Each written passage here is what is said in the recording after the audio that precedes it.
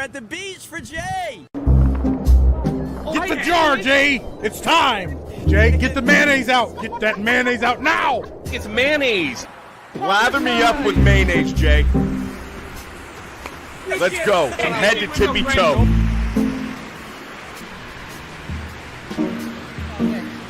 It's J-O-name. Genies, get your J-O today. This is where we at. You can't play blue Smurf aliens in the movies anymore. White people are playing blue aliens on a planet that doesn't exist. SJW type people are running with this story all over social media. They want you to protest Avatar: The Way of Water. They don't want you to watch that because white people are playing aliens. No more blueface. Hey everyone! I didn't want the year to end without thanking you all for coming out to the theaters, and thank you for supporting Top Gun Maverick. Hey, listen, we really gotta roll. We gotta get this shot. Oh yeah, we're filming. We gotta get this shot. Good luck. Okay. We'll see you down there. Whoa. Oh yeah, thank you for supporting Top Gun Maverick. As always, thank you for allowing us to entertain you. It truly is the honor of a lifetime. So, I better get back to work. We gotta get this shot. You have a very safe and happy holiday. We'll see you at the movies.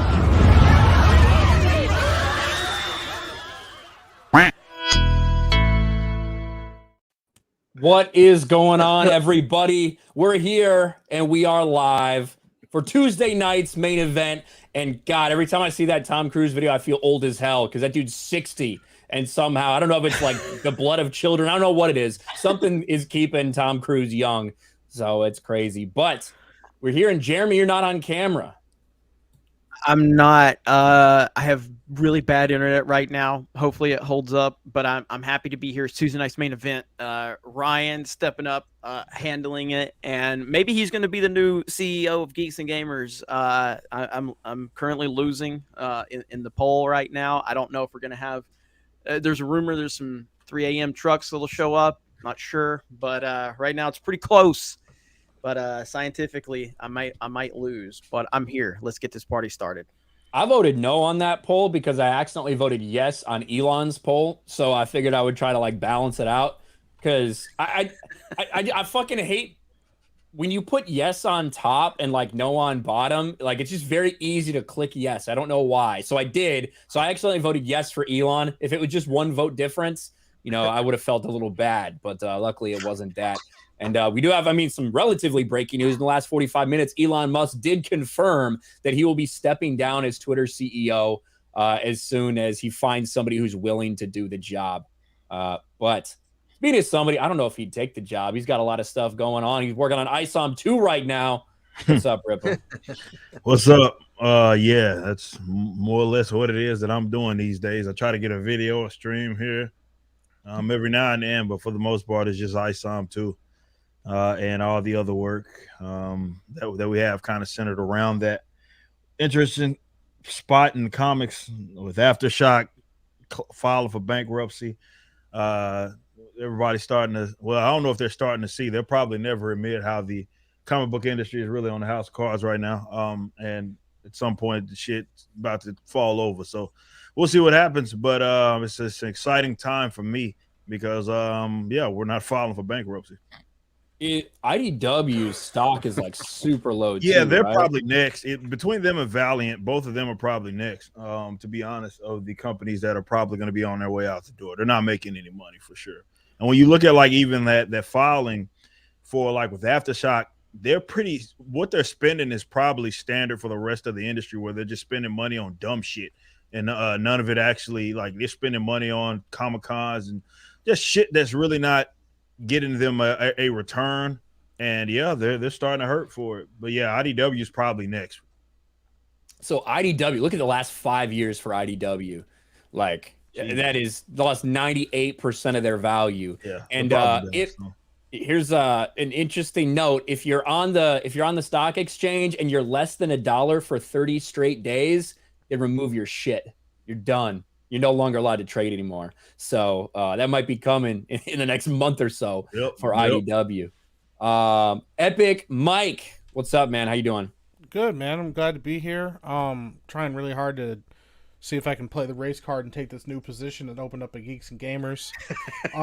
My favorite part of the people that thought it was serious, and they're like, "Oh my God, guys, seriously? We gotta vote him out of here. Like, this is our chance." I'm like, Jeremy's the one that started the poll. Like, he could just be like, "No, I'm closing it.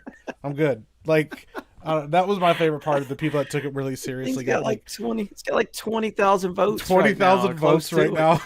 The bots are like, we gotta get on this too. They're like, listen, we gotta vote this guy out of here, whatever it takes, guys, whatever it takes.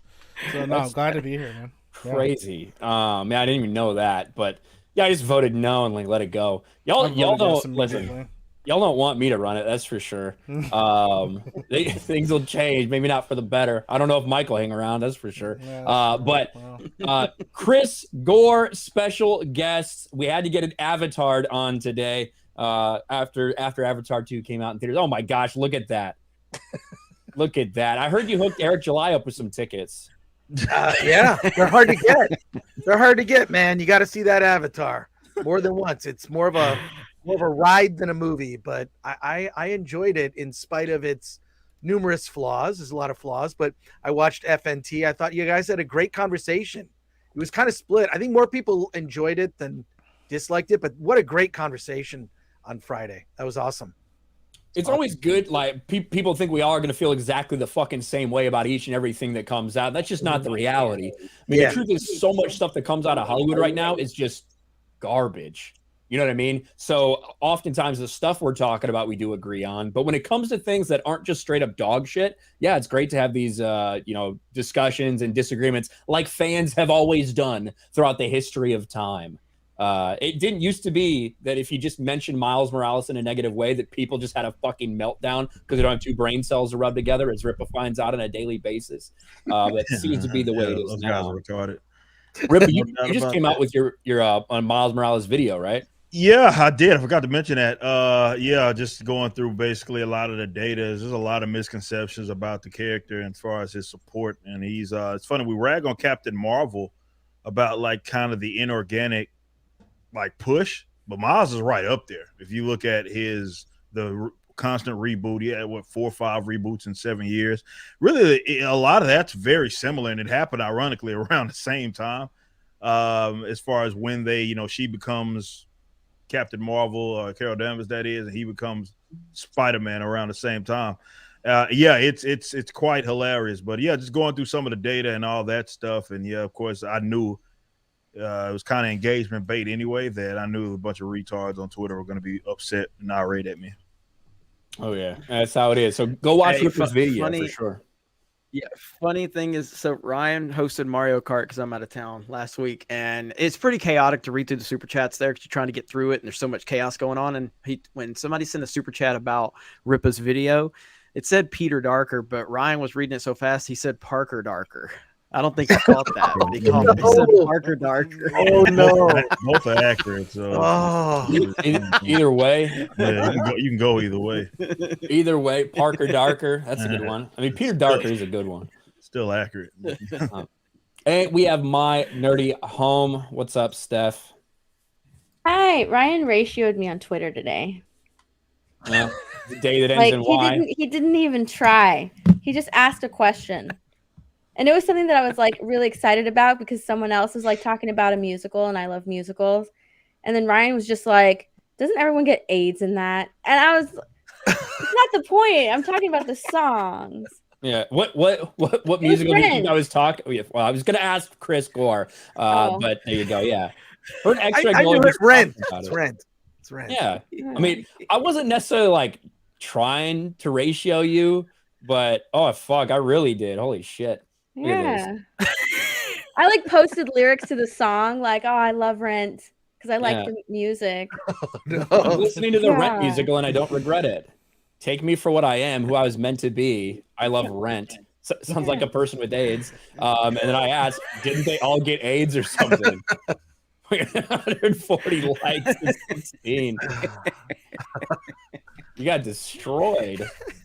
I mean, that's Yeah. the opening of Team America totally does a parody of Rent. They do, yeah. Everyone it's has so There were a great. lot of people replying with that. Everyone has Yeah. AIDS. Yeah. AIDS. Yeah. What a great movie. Oh yeah. Yeah. God, I love that Fuck movie yeah, so I much. agree. What we may as well start off. We're gonna. I had Elon Musk steps down as Twitter CEO as a question mark initially at the end of the stream. I've had to change that a little bit because we got this news again in the past, less than an hour. Elon Musk, here's that poll that got 17.5 million votes. Should I step down as head of Twitter? I will abide by the results of this poll. Elon Musk. I will resign as CEO as soon as I find someone foolish enough to take the job. After that, I'll just run the software and server teams. Now, I know, Jeremy, you talked about this. Obviously, for Elon to even put up a poll like this, he's already thought about it. He had already thought about what he's going to do. Likely had already been looking and talking to people potentially to take over the position. And he just used the poll as a way to get attention for this.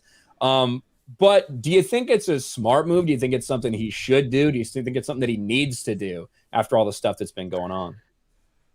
I mean, it's so hard to kind of process what's happening with this guy. This guy is the richest man in the world, and he has better customer service than most companies with their lower level employees. I mean, he's spending all day acting like a customer service representative on Twitter. It's insane. And I can't understand how he's able to manage all of the companies he runs or the things he's involved in or the decisions he has to make on top of what he's doing on Twitter right now, and the craziness that he is just showing the world as to what has happened under Twitter. I'm sure he's getting a lot of pressure. I'm sure the threats against his life have increased massively, probably more so than anyone we've probably seen in recent memory outside of probably Trump. And I think, if I'm not mistaken, I tried to look for this tweet the other day when I made a video on it, but I feel like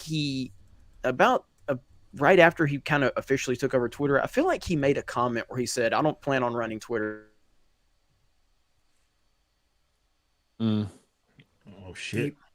That last part was the best. Yeah. That's a great comment. Yeah, Jeremy it was probably the most profound and literate thing that Jeremy had ever said in his life. And we're never going to know. I have no idea what happened. I have no idea what happened, but take it away, someone. Elon turned off Starlink. Yeah, Elon told you to shut the fuck up. That's what happened. He just turned off Jeremy's Wi-Fi. But Ripple, what's your take on this? Is this something you were expecting? Well, not really. No, I can't lie and say that I was expecting that. Not at all. But I think what he's, this is just my prediction, just going based on what it is that he's saying. Because if you read his other tidbits about what's going down, he keeps talking about, like, be careful what you wish for. He probably already has somebody in mind, and it's probably from it's a trigger, like, as in, like, hey, it's probably gonna be, because who else would he be saying that to, right? Or saying that, like, why would he say that unless he's probably going to get someone that's a little more even rough around the edges than what he is for the people that despise him. So I think that's arguably what we're going to see. Now, I don't know who in the hell that's going to be as far as who's going to actually run it. But when it's not like he said, hey, I'm giving up ownership. So in some capacity, even if it's just having a guy as the face of it, he's going to be running the show regardless, unless he is literally saying that he's going to, like, steal the company, which it doesn't appear that he's going to do that at all. So but I wasn't expecting him to step down or talk about that stuff like this early, like that. All this kind of just happened. You know what I mean? Still. So it's relatively quick. I think from, like, an outside perspective, this has all been awesome for us to watch, all the things that are coming out, this past month or so of Elon, but how much of this guy's time is being taken up by this? And between Tesla and SpaceX, what really is, now that he's got ownership of it, now that he can do what he wants, install who he wants, how much day-to-day time does he really want to take doing things like this? Do you know what I mean? Yeah. I think that's a legitimate question. And with so much on this dude's plate, it's not really a surprise to me at the end of the day. Mike, what do you think? But look what happened today, though. I'm sorry, but, like, the FBI, was it $3.5 million that they've uncovered now that they were paying Twitter? I mean, this is, I think that we haven't seen anything. And of course, going back to the tweet he made about Fauci, he made that because he's got something, and they're going to uncover something about Fauci and everything that happened with that situation. So while I'm sure he wants to move away from this, I don't think that he can honestly move away from it right now because there's too much at stake. And I think that's why he bought the company in the first place. And I don't think even he was prepared for what he was going to uncover. Holy shit. I mean, this is going all the way up the food chain to the highest levels of the government. And it's provable facts now for everything. All of the quote unquote conspiracy theories that all of us have been sharing. And I was using the quotation marks there. Those are just predictions. And I know that's a joke that's been made a lot, but he's showing that everything we've been discussing were valid concerns, and he's confirming all of them. It's scary. It's scary shit, man. So yeah. Hope he's got good security. Obviously he does, being the richest man in the world, but this is crazy stuff. Yeah. Well, I mean, like, you know, I remember not that long ago, you know, they used to make jokes about Elon being like Iron Man and being like a hero and, you know, all that stuff like that. And as soon as he bought Twitter and was like, hey man, I don't like how they're doing stuff with free speech, they got real nasty about it.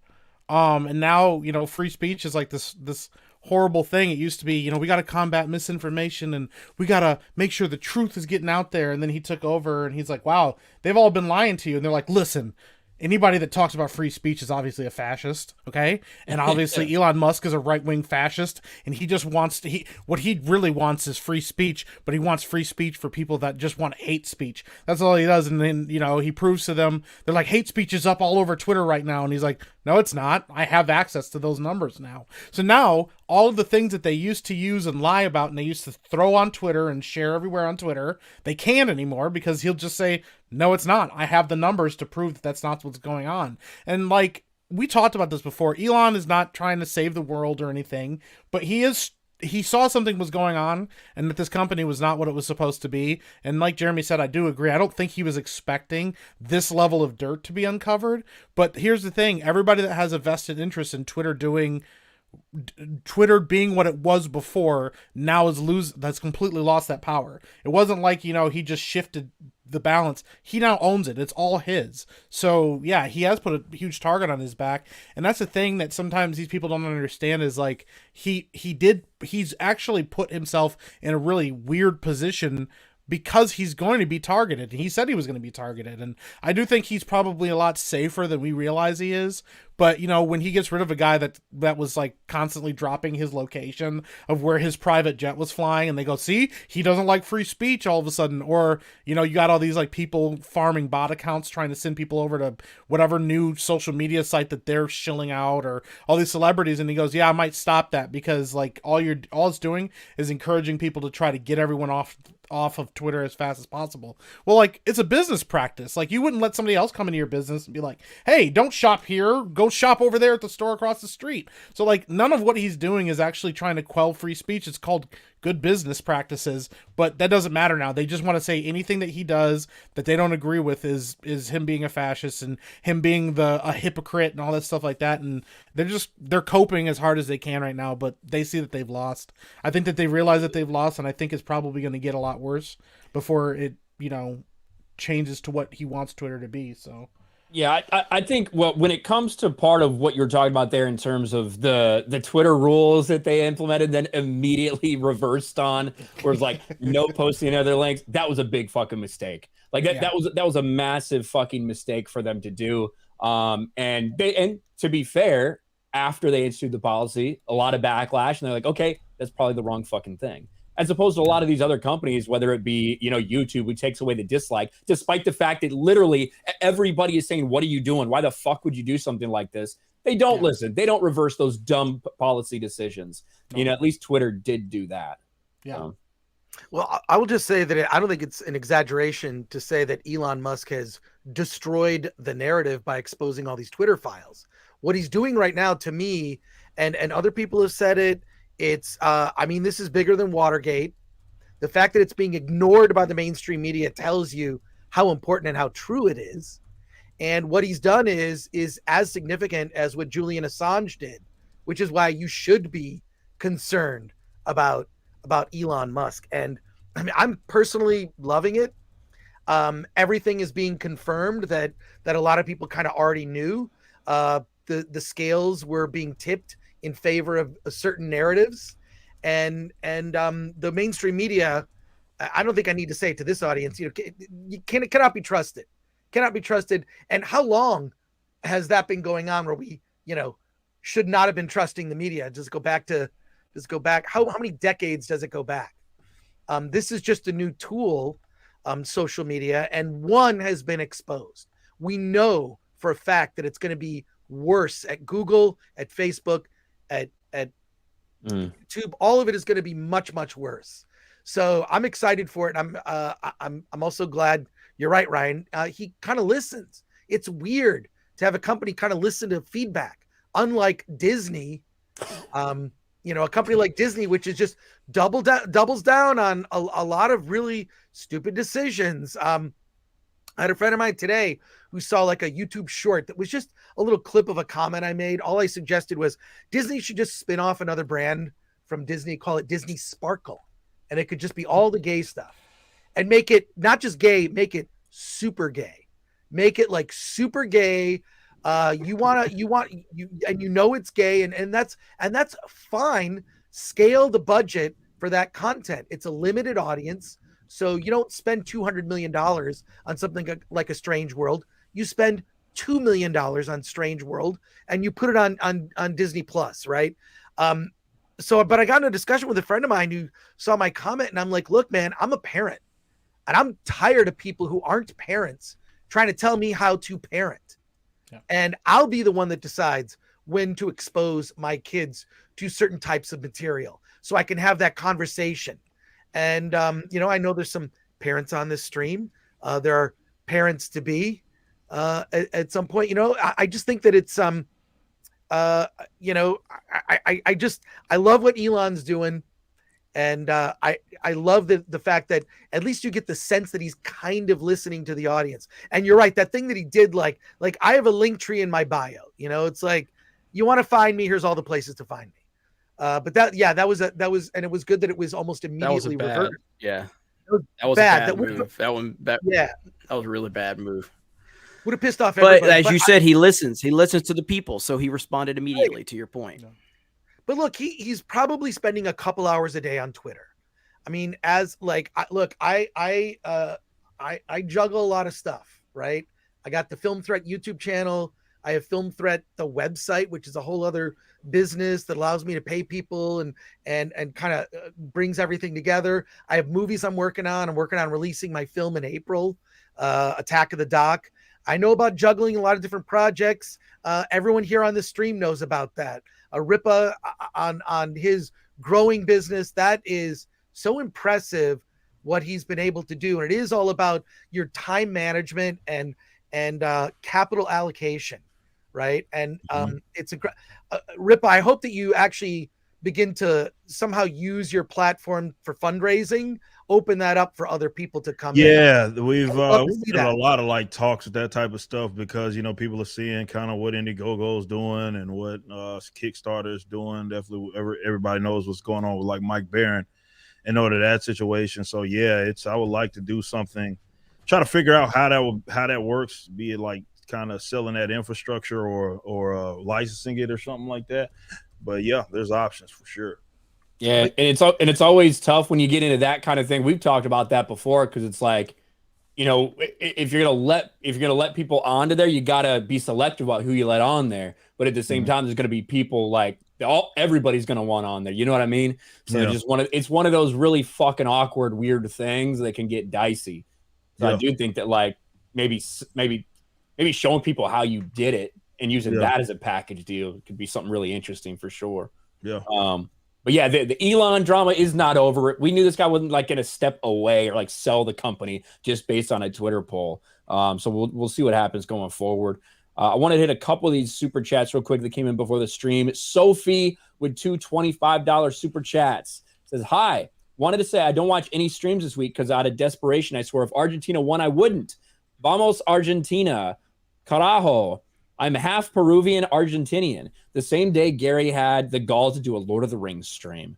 Yeah, that was a crazy final. That was a crazy World Cup final. Dude, yeah, sometimes when I see how much interaction that like soccer has like worldwide, like Leo Messi has the most liked Instagram post ever with his championship post. It's the most liked Instagram post ever. It's like 65 million likes. And it's just like insane how big him and Ronaldo are, and that whole discussion, and it shows you how big fucking league or in the fucking world. 100%. And I talked about, like, with Michael Schumacher, I talked about that a few weeks ago about how when he was at his peak in the F1, he was the highest paid, professional athlete in the world. And most people in America had no clue who he was. And it just kind of shows you how sometimes we are in a bubble, and it shows you how the media does kind of keep things in their own kind of bubble that they want people to know. But soccer is just massive. It's absolutely insane. But I couldn't believe the reaction to that. I mean, it's just not as big here, And I mean, our Sports Wars channel, I think 80% of our viewers in the United States. You know what I mean? I did make one World Cup video. This was my thumbnail for it. This is an actual picture that exists from the World Cup, where the Argentinian goalie won the Golden Glove Award and immediately made it into a dick and humped the air in Qatar as this like Arab dude just looks on. He's like this is an actual fucking picture from the World Cup. Amazing. Look at this face. That reminds me of the opening montage of Billy Madison. Or is it Billy? Yeah, Billy. No, Happy Gilmore. Happy Gilmore. Yeah. Yeah. Well, speaking of awkward pictures, Jay, what do you think about this? What is that? It's the golden. It's actually Thanos' gauntlet. Why is it in his crotch area? He's excited about it. Obviously, look at his face. Look at his face. He's biting his lip. Yeah, he's nutting in that. Yeah, but I could have just cropped it here. That's pretty good. Yeah, that is pretty good. But what's up, Jay? How's it going? Good, man. Everything's good. Me and you had some shout outs today, Ryan. You did? Yeah. You from a crazy person on Twitter that doesn't like Avatar, apparently. There you go. Yeah, I had one from a YouTuber that's like a pretty large YouTuber that apparently liked my Henry Cavill video. So, congrats. Jay got a shout out. He loves his shout outs. Hey man, they're unexpected. Less than 30 seconds on the stream to talk about the shout out. So that's good. I said both of us. How was your Zelda stream last night? An insane person fucking attacked me, and you said, "Oh, yeah, Asmongold. I guess Asmongold." And give me a shout out.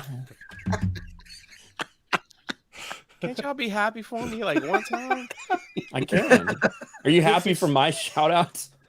I thought it was hilarious. From a bitch wearing a fake wig, talk about cultural appropriation when she's trying to look like she got straight hair, when really she's trying to make fun of my hairline. Her fucking hair is going down halfway back, fucking her head.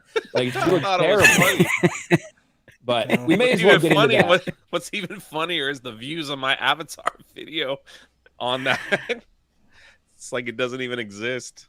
All right. Speaking of Avatar 2, it did come out over the weekend, and to be quite honest, it's got some disappointing box office numbers. Disappointing domestically. This Monday was, I think, way less than they were hoping or expecting it to be, especially the Monday before Christmas with what some big box office movies we've seen come out in this time period. But the conversation now, after they gave it a couple days surrounding Avatar 2, is that it's racist, guys. Avatar 2, a movie that James Cameron wanted to make because maybe he's sorry that he's white, so he decided he wanted to tell a story reminding everybody of what white people did to the indigenous populations, of what colonizers did to indigenous populations in North and South America over the last several centuries. Apparently, that's not enough for some people because you can't do that.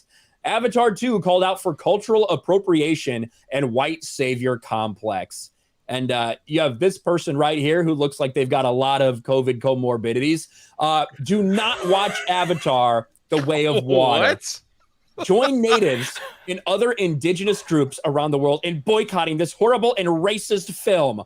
Our cultures were appropriated in a harmful manner to satisfy some white man's savior complex. No more blueface. Lakota people are powerful.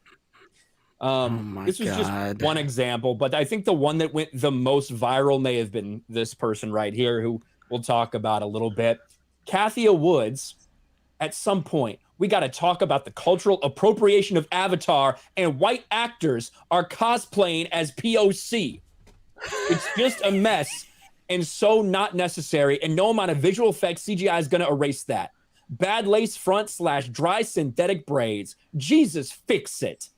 Of course, ironically, the person in the forefront of this is not white. They're actually Maori. But the best part of this is the Twitter notes that got added. Yeah, the Twitter notes. The Na'vi are a race of sapient extraterrestrial humanoids who inhabit the lush jungle moon of Pandora. They are extraterrestrials, not human. There are no extraterrestrials on Earth to play these roles. Therefore, the race of the human playing them is irrelevant. It didn't take long for this to happen. And we saw this in the first Avatar, but the difference is 13 years later with the woke mob like just crawling their way into so many aspects of society. It's just different this time around for sure.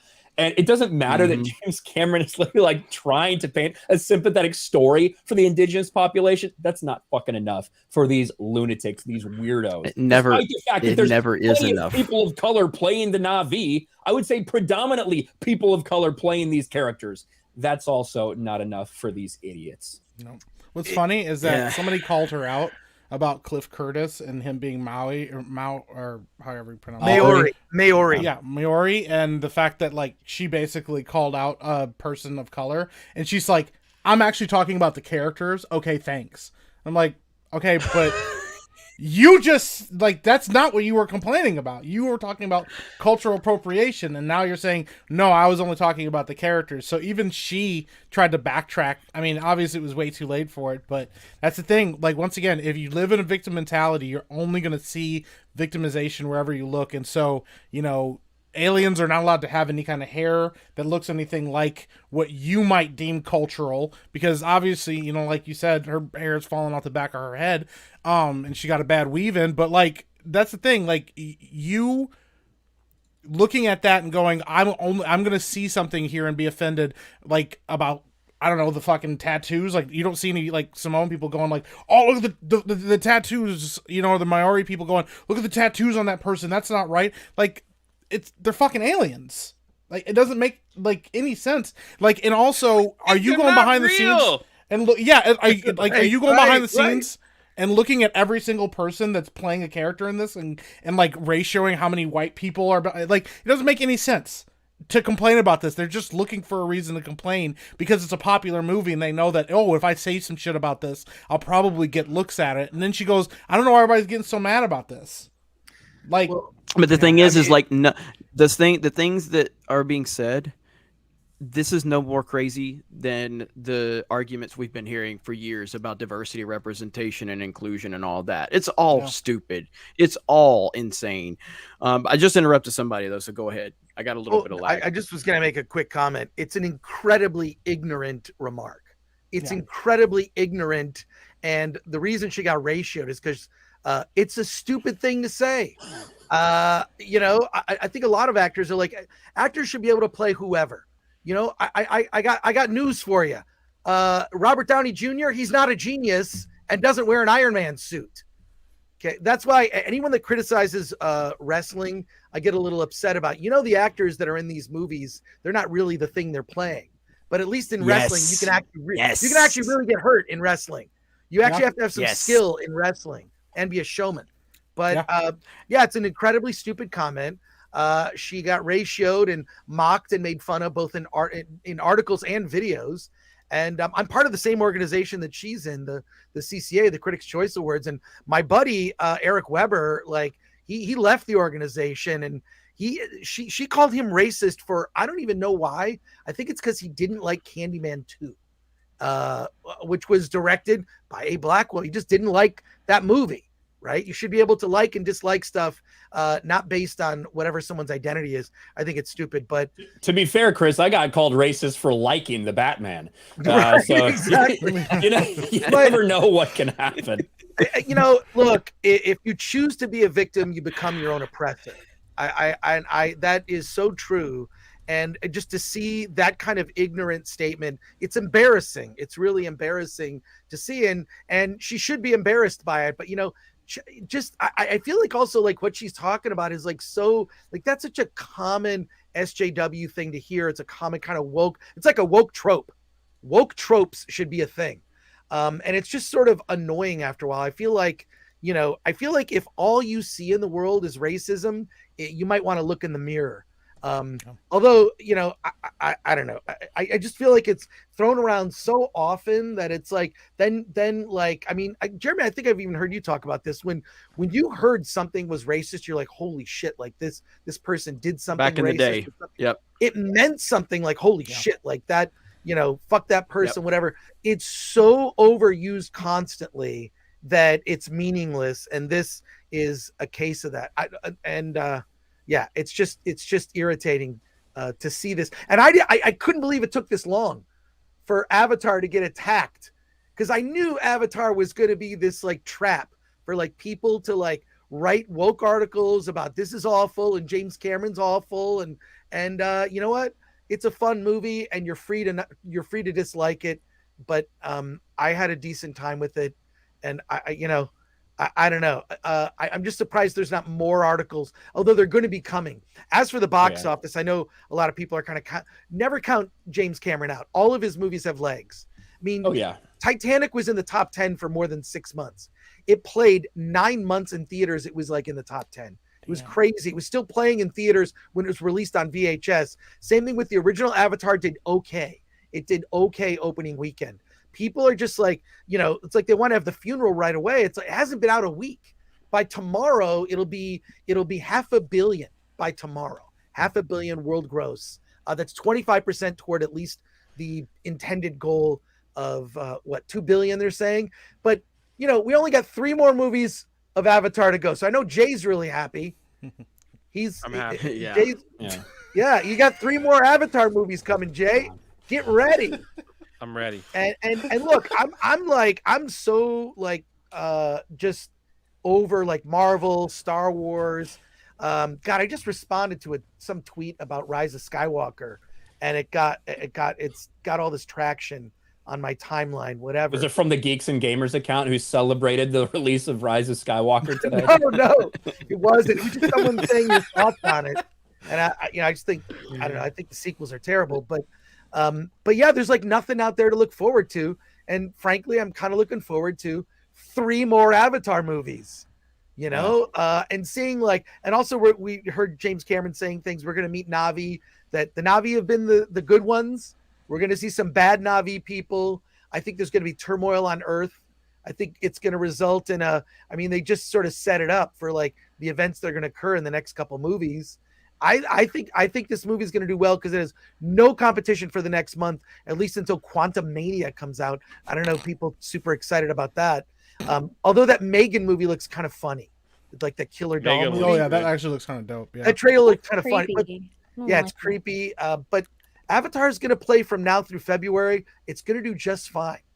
So it's 25% toward the goal of 2 billion. So yeah, and those are my thoughts. I know Ripa didn't contribute towards Avatar's goal, and when he heard we were talking about it, he was like, "Yeah, I'll skip this one." I wanted Ripa to talk about it.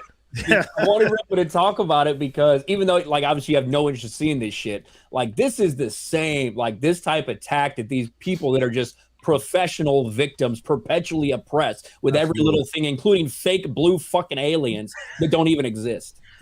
Yeah, and it's not even obviously a position that they universalize. It's more of, hey, we found something that we can like maybe pretend to be mad at, so let's go ahead and just be mad at this. And it has to be boring to even go look at that type, or look, I guess, at the world through that lens, where we're looking at these fucking blue motherfuckers walking around like doing whatever the fuck they doing, and somehow they're trying to pin some level of, like, I don't know, cultural appropriation or racism or something of that nature based on that. And it's just a weird thing to really do. So I don't even understand. When I first saw that, I saw everybody's videos on it, I saw the post getting shared around, I didn't really understand what even point she was trying to make there as far as what she was referencing. I was trying to, I was like, I don't really get it, but that's kind of what it is, or rather what it's come to with leftists and how they kind of approach media and entertainment. It's not about like when you have to go out of your way to go find that shit, then yeah, you're going to seek it everywhere. And this is why the whole allowing them to weaponize kind of victimhood and stuff was such a detrimental thing, just where we're at culturally, because now that's all everybody ever does. Like, it's like, hey, if I want to devalue someone's work, or if I want to get rid of them, or something like that, say that they're a bad person, I don't want to see them anymore, then what I'll do is somehow play the victim, or say that there are victims, and I'll speak on behalf of them. That, you really get that more than anything, where it's like there is no fucking victim, but these guys will make some shit up, and they're not even part of the makeup of the side that's supposed to be getting offended at this shit. But that's just how they've grown accustomed to acting. And this is what the problem is with kind of weaponizing victimhood, is that it just creates these fucking boring ass fucking whatever it is that you want to call it, where people are just reaching like fucking Stretch Armstrong to try to find some level of racism or cultural appropriation where it's not even fucking present. Like, these motherfuckers are just blue people walking around doing blue people shit. There's nothing really to fucking like pin on like, what if their hair was straight? Like, what would that have been? Fucking, I just didn't understand. I was trying to make sense of the argument or non-argument itself, and I just couldn't. It's just boring. And also, she was saying, all right, go ahead, Jay. She was saying that she sees people of color in the Na'vi, and they're blue. Right. The truth is, if you constantly see other races and things, especially stuff that doesn't exist, you probably are the racist yourself, because that's all you ever see. And it's like, to say that someone that is a person of color, that's the term they use, is a science fiction made up alien, blue alien, because that's what you see. It's really telling on how dumb these people really are. It's like it's unbelievable that these type of comments come out. I'm glad you see like the native like savages as all people of color. Like, it says a lot. Yeah. Like, but also, yeah, that's what I'm saying. It's like grouping the term people of color. You see Rippa as a Na'vi blue person walking around. That's what you want, and so you want him to be upset and not see the film. That makes no sense at all. I also sorry, I didn't mean to cut you, Ron. It was like, it's unbelievable. Grouping all people of color together, it's always been stupid. But like, that's in this case, I hate the term means more accurately is just not white. And right. I just hate that term always is thrown out there, because what it does is it tries to put everybody that's not white in a box, and they differ often in culture, just as much of a black person from a white person, like a black person from an Asian person. But it is significantly different. Hell, even on a level of racism, you want to fucking talk about Asians and type of fucked up shit that they be saying about definitely black folk and have historically. But for whatever reason, they're put in the same box because they're trying to like weaponize all folks that are non-white against white folks, as if, they all have the same damn positions on everything. And it's just, the term POC is retarded just because of that alone. Like, it doesn't make sense. Yeah. Speaking of cultural appropriation, I mean, this is her profile picture. Damn. I don't know about that hair. I don't know if that's cultural appropriation. Is she black? She's black. I think she's black. I mean, this is a Brazilian flag, right? Look at what she did to her banner, too. She got me blocked because she's a pussy, but she put... Your thumbnail. Put my thumbnail in the banner. Somebody took a picture of her, like, Ryan, with more natural hair. Ryan. So is that her? Is she black? Ryan, like mine, like ours, Mike? Ryan, share this. Yeah, like this somebody showed a picture of her hair. This is what she really looks like. Yeah. Yellow Flash tweeted a picture of her. I have it. Like, this is from the Daily Mail. This is what she really looks like. Look at this heifer. That's probably not hers either. No, that's not her hair, because somebody else shared a picture of her. Yeah, that's not hers. Here, I got another picture. This is pull up Perry Chan's picture. Yeah, Perry Chan's picture. Yep, I got Perry Chan's picture, because we're gonna go over this bitch's tweet where she insulted my glorious hairline. I'm gonna see right this here. bitch. Yeah, I got. I heard I want to poll. Is that chat. true? Did I want to poll? You'll see it right now, Ripley. You like right away. You'll get it. You'll see it. Yeah, it's in the chat. So. All right, here we go. Yep. This is actually her hairline. That's what I'm saying. I was like, damn. Like that. Yeah, so she's black. Okay. Yeah. Well, yeah, like the picture in her profile. See, that's the part I've never understood about the whole cultural appropriation. When I see people like, especially black people, have like blonde fucking weaves and shit. Like, you know, like, that's not considered like cultural appropriation. It's like your hair does not grow like that out of your head. You know what I mean? Like, that's not how it fucking. That's not how it works. You know? No, what I'm well, on that profile picture, that ain't like that shit ain't weird. Hey, Rippa should know. We're gonna have to rip his hair for like a week now, and like because I actually wear my hair like it grows out of my fucking head. That's you don't keep that taper fade, yeah. I'm supposed to have a fucking taper, and it's like, oh, he's not like I said. My hair is nappy. It's like, well, yeah, he's nigga, I'm unkept. black. Like, what the fuck? Like, that's how my hair grows. He asked you. He said, I have an afro. That's how it he said, grows. can you give Isom a tape, please? Yeah, give him a taper fade. It's like black people all just walk around. Everybody just got taper fades. It's like, all weird thing. All the swagger of a young black teenager. Yeah, that's right what it there. is. The swagger of a young black teen. This dumb bitch wrecked herself. I know I'm winning in life. When Ryan Kinnell is making a video about me, she hashtags me. Thank you, even though she's got me blocked. And I wouldn't talk about a compliment to you. Sir, that hairline is holding on for dear life.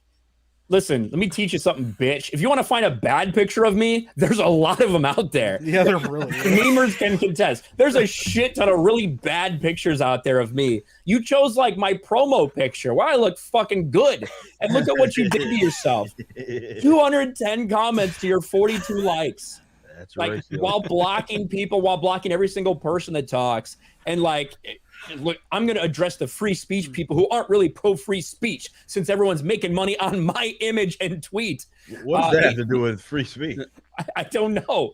I'm not saying you can't be retarded. You can be retarded. Just don't be surprised if people make fun of you.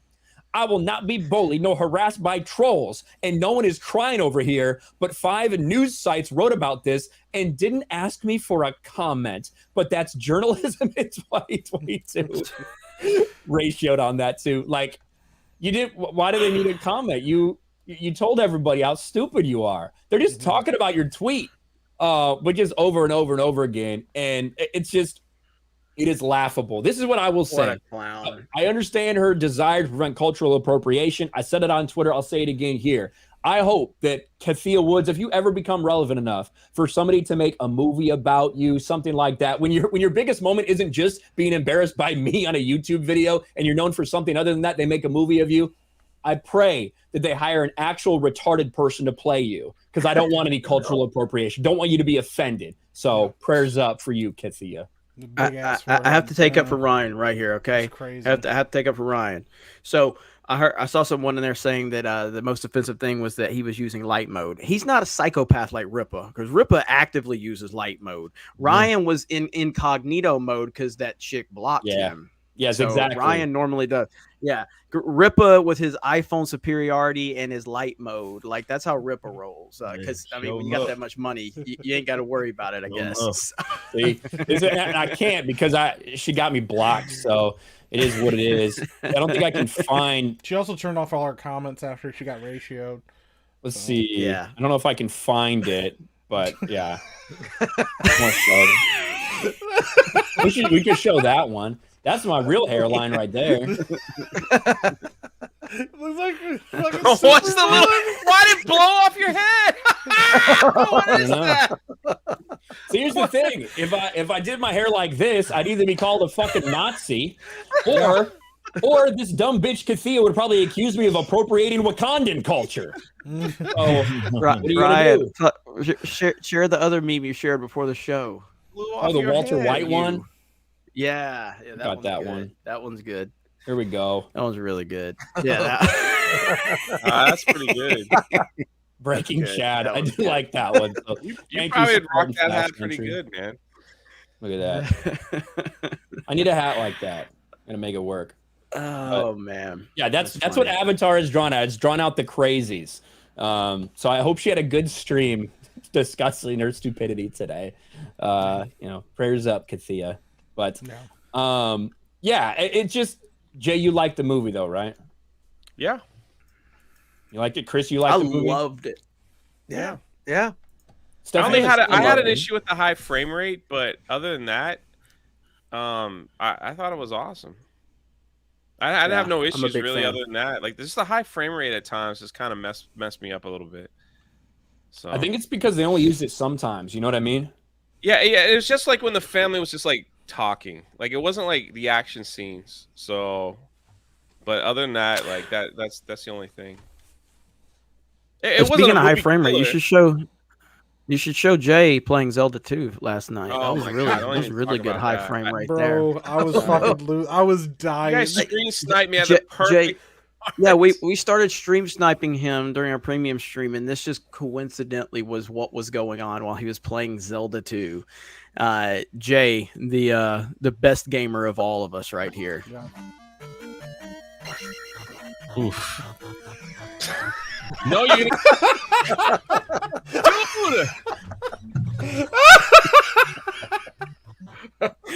I got stuck. It's so fast. There's nothing I can do.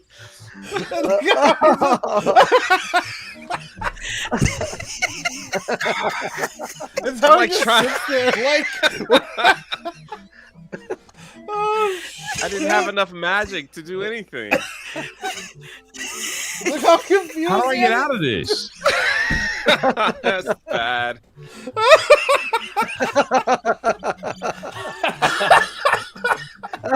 I can't die.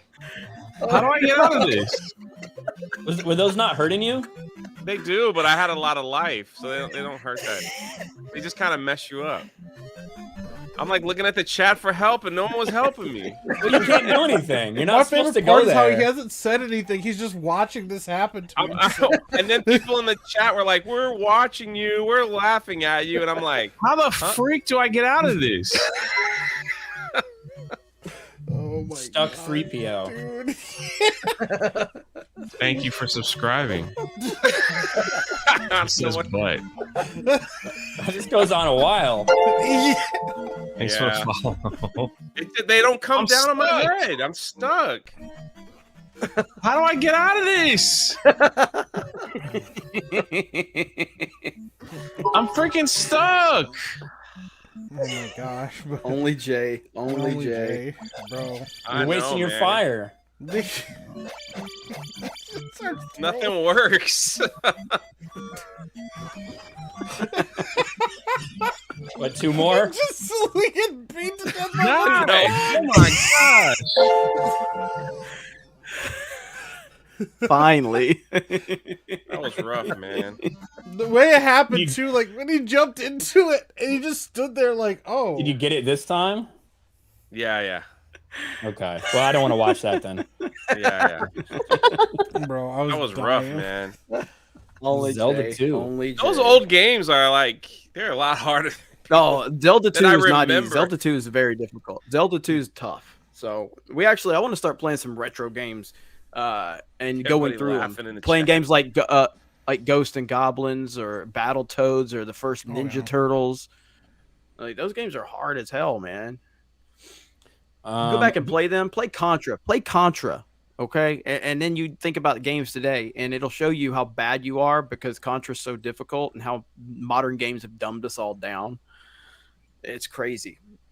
There's something pure about these games too. And once you die, you got to start all the way from the beginning and like walk all the way through that mess. It's like, geez, I totally forgot like how, you don't just start where you died. You got to like. Ryan, did you know that Kathia went live on her YouTube channel and talked about you? You're in the title. Oh, let's watch it. Can we watch it? Hey, I'm down. I haven't watched it yet. It's an hour long, but I'll put it in the private chat. There's no way we're watching. She Yeah. probably had fucking like 3 people fucking watching her dumbass channel. So we're not gonna go and we'll react probably- to it live. yeah, we'll we've probably- roasted her enough. We roasted her enough. We don't need to live react to it. But I mean, certainly, if anybody wants to go check out Kathia's YouTube channel, I encourage it. I look forward to seeing what the dumb bitch said about me. So that'll be fun. But no, I mean, I'll probably make another video about her tomorrow. So that'll be good. Oh no! But we do have a couple super chats. Before movies sucked for $50. I hear Jennifer Lawrence just got cast in I Know What You Did Last Summer 3. I already did that. Also, Jeremy, you're 100% right about Muppet Christmas Carol. I hope you check out my video on it. It's been a great and brutal year. God bless. Muppet Christmas What did Carol you say is about awesome. Christmas? Shout out to you Oh, before movies suck. That's one of the best Christmas movies ever. Oh, Muppet Christmas Carol is a timeless classic. Absolutely. It's really good. Michael Yeah. Caine. Better than Young Avatar. Ripa, do you have a favorite Christmas movie you like to watch with the family? Probably not. Nah, I don't even know no goddamn Christmas movies. No Rudolph, no ho ho ho, no. I no- guess when all that stuff, the old claymation shit. But like, other than that, like I don't remember shit. Like I don't even remember fucking Christmas, like anything. But, man, this Charlie Brown Christmas shit, and then like the like a Rudolph, like all that claymation shit. Like that's all I remember. The fuck? Yeah. That's so weird. We just watch I'm thinking about. I can't even think of a goddamn Christmas. No movie Home outside of that. Alone, no Christmas Carol, no Tyler Die Perry's Hard. Christmas special. Nah. Christmas story. A Christmas story. Medea's super awesome Christmas. Yeah. Red Rider, BB gun. Nah, Medea's. Nah.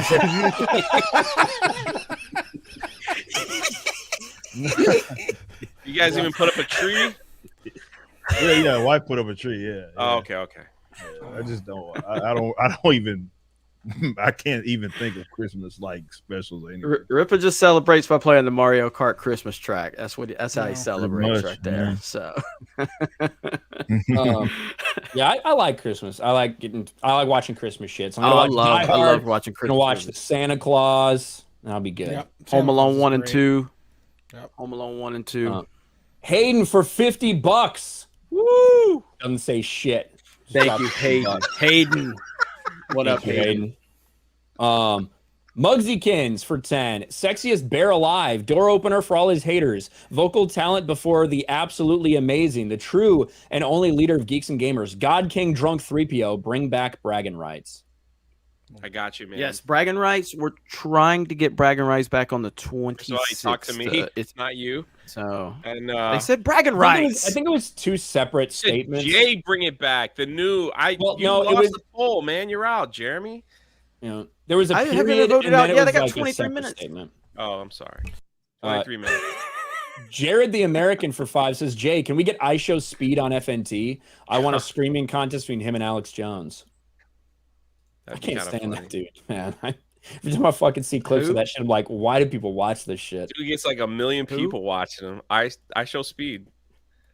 Oh, The guy yeah, who went yeah, up to the okay, guy at so- the World Cup, the Asian dude, he was like, you Japanese, konnichiwa, konnichiwa. And he's like, Yeah, they said And he he's was like- racist. and he's like, no Japanese, I Chinese, no konnichiwa. And then he literally, iShow Speed just goes, oh, ching chong, ching chong. Yeah, Like, dude, if I fucking walked up and did that shit somewhere, are you fucking kidding me?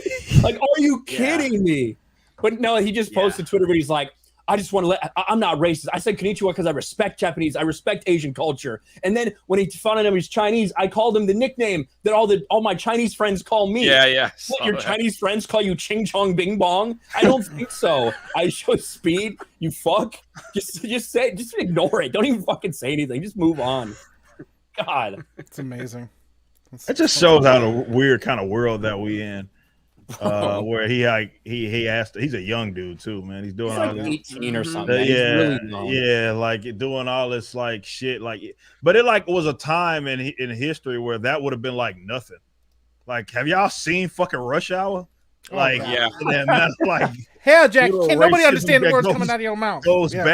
back and forth with each other. You know what I mean? Like it, Yeah. but it's fucking hilarious. Like, Oh yeah. but you know, movies like that can't get made anymore. But like, it just when stuff like that happens, it's funny because like it was a time where that shit would have been like nothing. Like it would have been just a thing. Where now it's like you do that shit, you're fucking losing your fucking livelihood, guaranteed.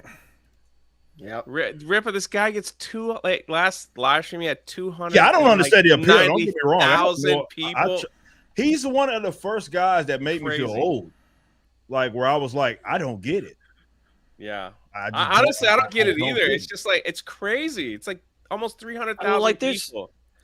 It's an interesting conversation. I don't know if we want to get too far into it, but like I can understand a lot of creators having followings. You know what I mean? But like, Yeah, he's I don't just- get it. That one. He made me feel old because when I see him, he pops away. I'm like, I don't fucking like. Because usually I can at least understand if it's not my thing or anything. It's like whatever.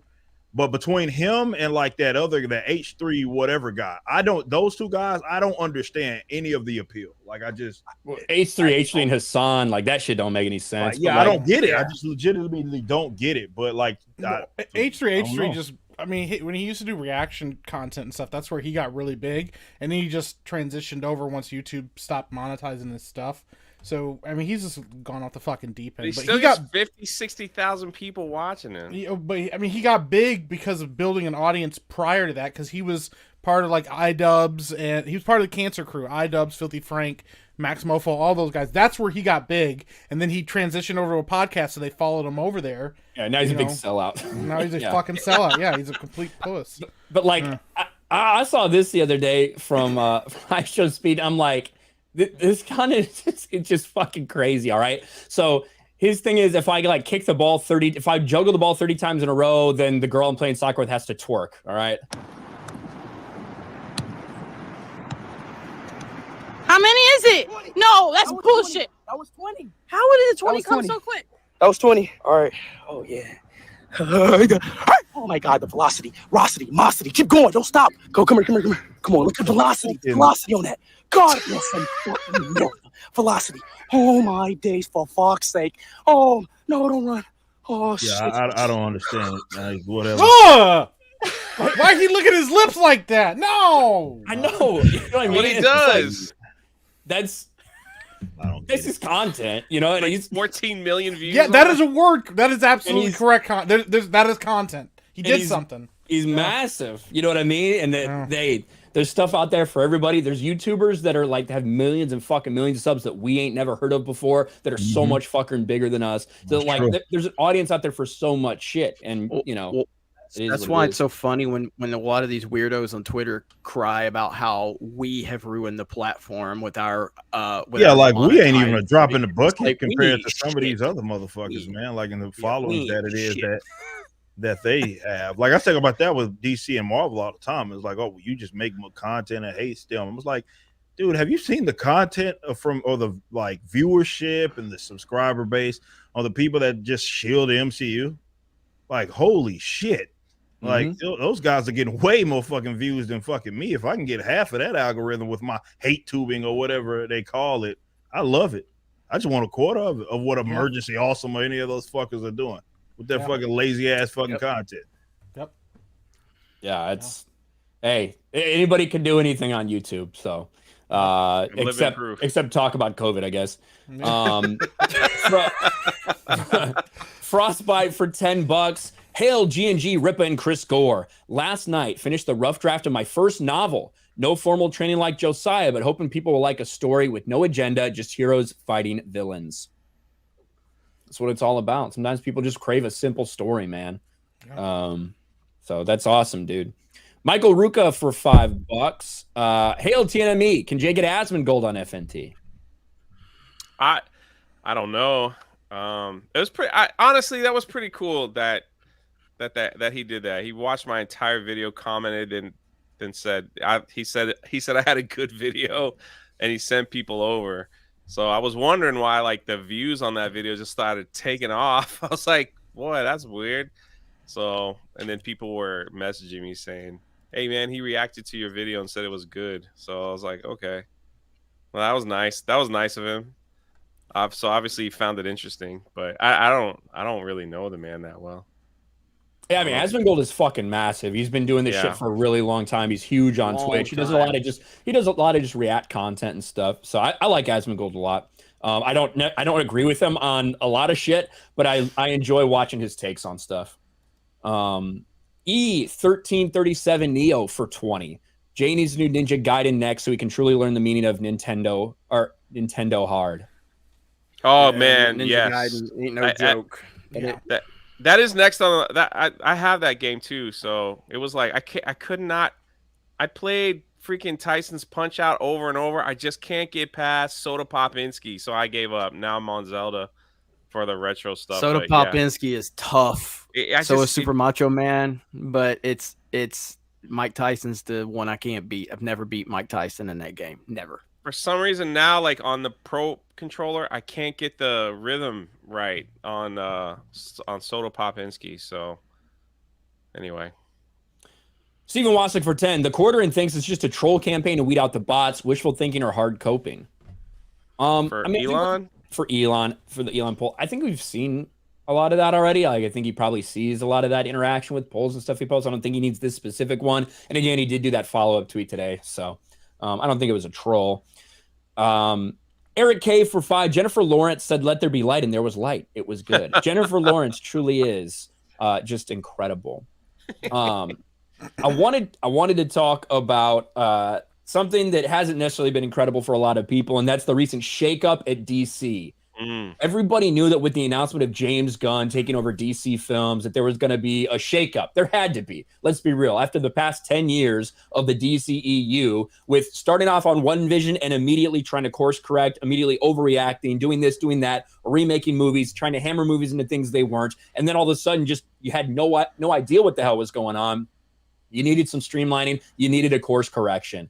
It looks like James Gunn is ready to reset nearly everything, including Wonder Woman 3 being shit canned, including Henry Cavill as Superman no longer appearing, essentially fired by Warner Brothers just a few months after they brought him back. And now today, it's confirmed that The Rock is not going to be Black Adam moving forward. Now, they tried to soften that blow a little bit with, we're looking forward to maybe in the future potentially working together on a multiverse project. Okay. It's done. It's not fucking happening. What The Rock wanted to do, all this talk he had, it's not going to happen. And James Gunn took a shot at fans the other day. Took a shot at fans who are rightfully upset. Is there always going to be some people that go way too far with some crazy shit? Of course there are. But the majority of fans that are upset with DC right now, it's not because they're just going way over the line. It's because they're upset that something they wanted isn't going to happen. And for James Gunn to send out this tweet to make people kind of feel bad for him, and I'm still going to do the right thing for you guys, I just thought it was a little bit sad, to be quite honest. Yeah. I completely agree. Yeah. And also, look, there were no good decisions going in. He was either going to have to, preserve the pieces of the Snyderverse that people liked, and people liked a lot of stuff. The casting of, the Holy Trinity, so to speak. I think people were generally happy with that. But the thing is, Gunn has to prove he can make something other than a James Gunn movie. Every movie he's made has sort of a James Gunn tone. And I like that movie. I like the movies that he makes. If you look at Super with Rainn Wilson, which is effectively like a trauma movie, and with a little bit of heart in that, that's the movie that got him the job to do Guardians of the Galaxy. But can he do Superman? That's a different tone. Right? These characters have different tones about them.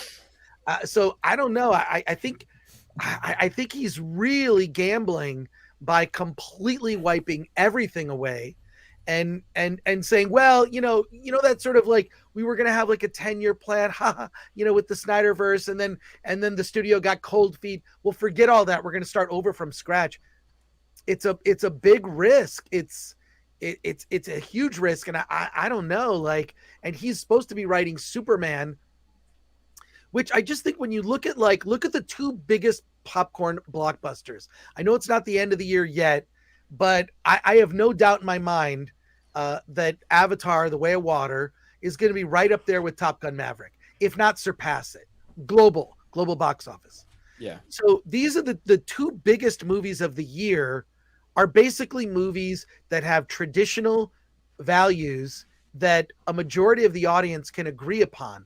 And then these movies that have rolled the dice saying, mostly this would be a film that would be an indie movie, a small indie movie that would play in a couple theaters in New York and LA, and it would get a lot of awards and no one will remember it.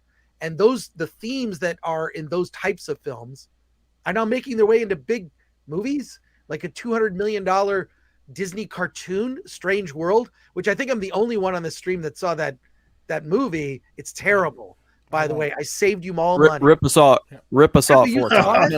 You couldn't have paid me. You couldn't have paid me to see that shit, dude. It's so bad. It's like I jokingly said, it's like a teacher that you see on Libs of TikTok wrote the script. That's what it's like. It's just, it's so god awful.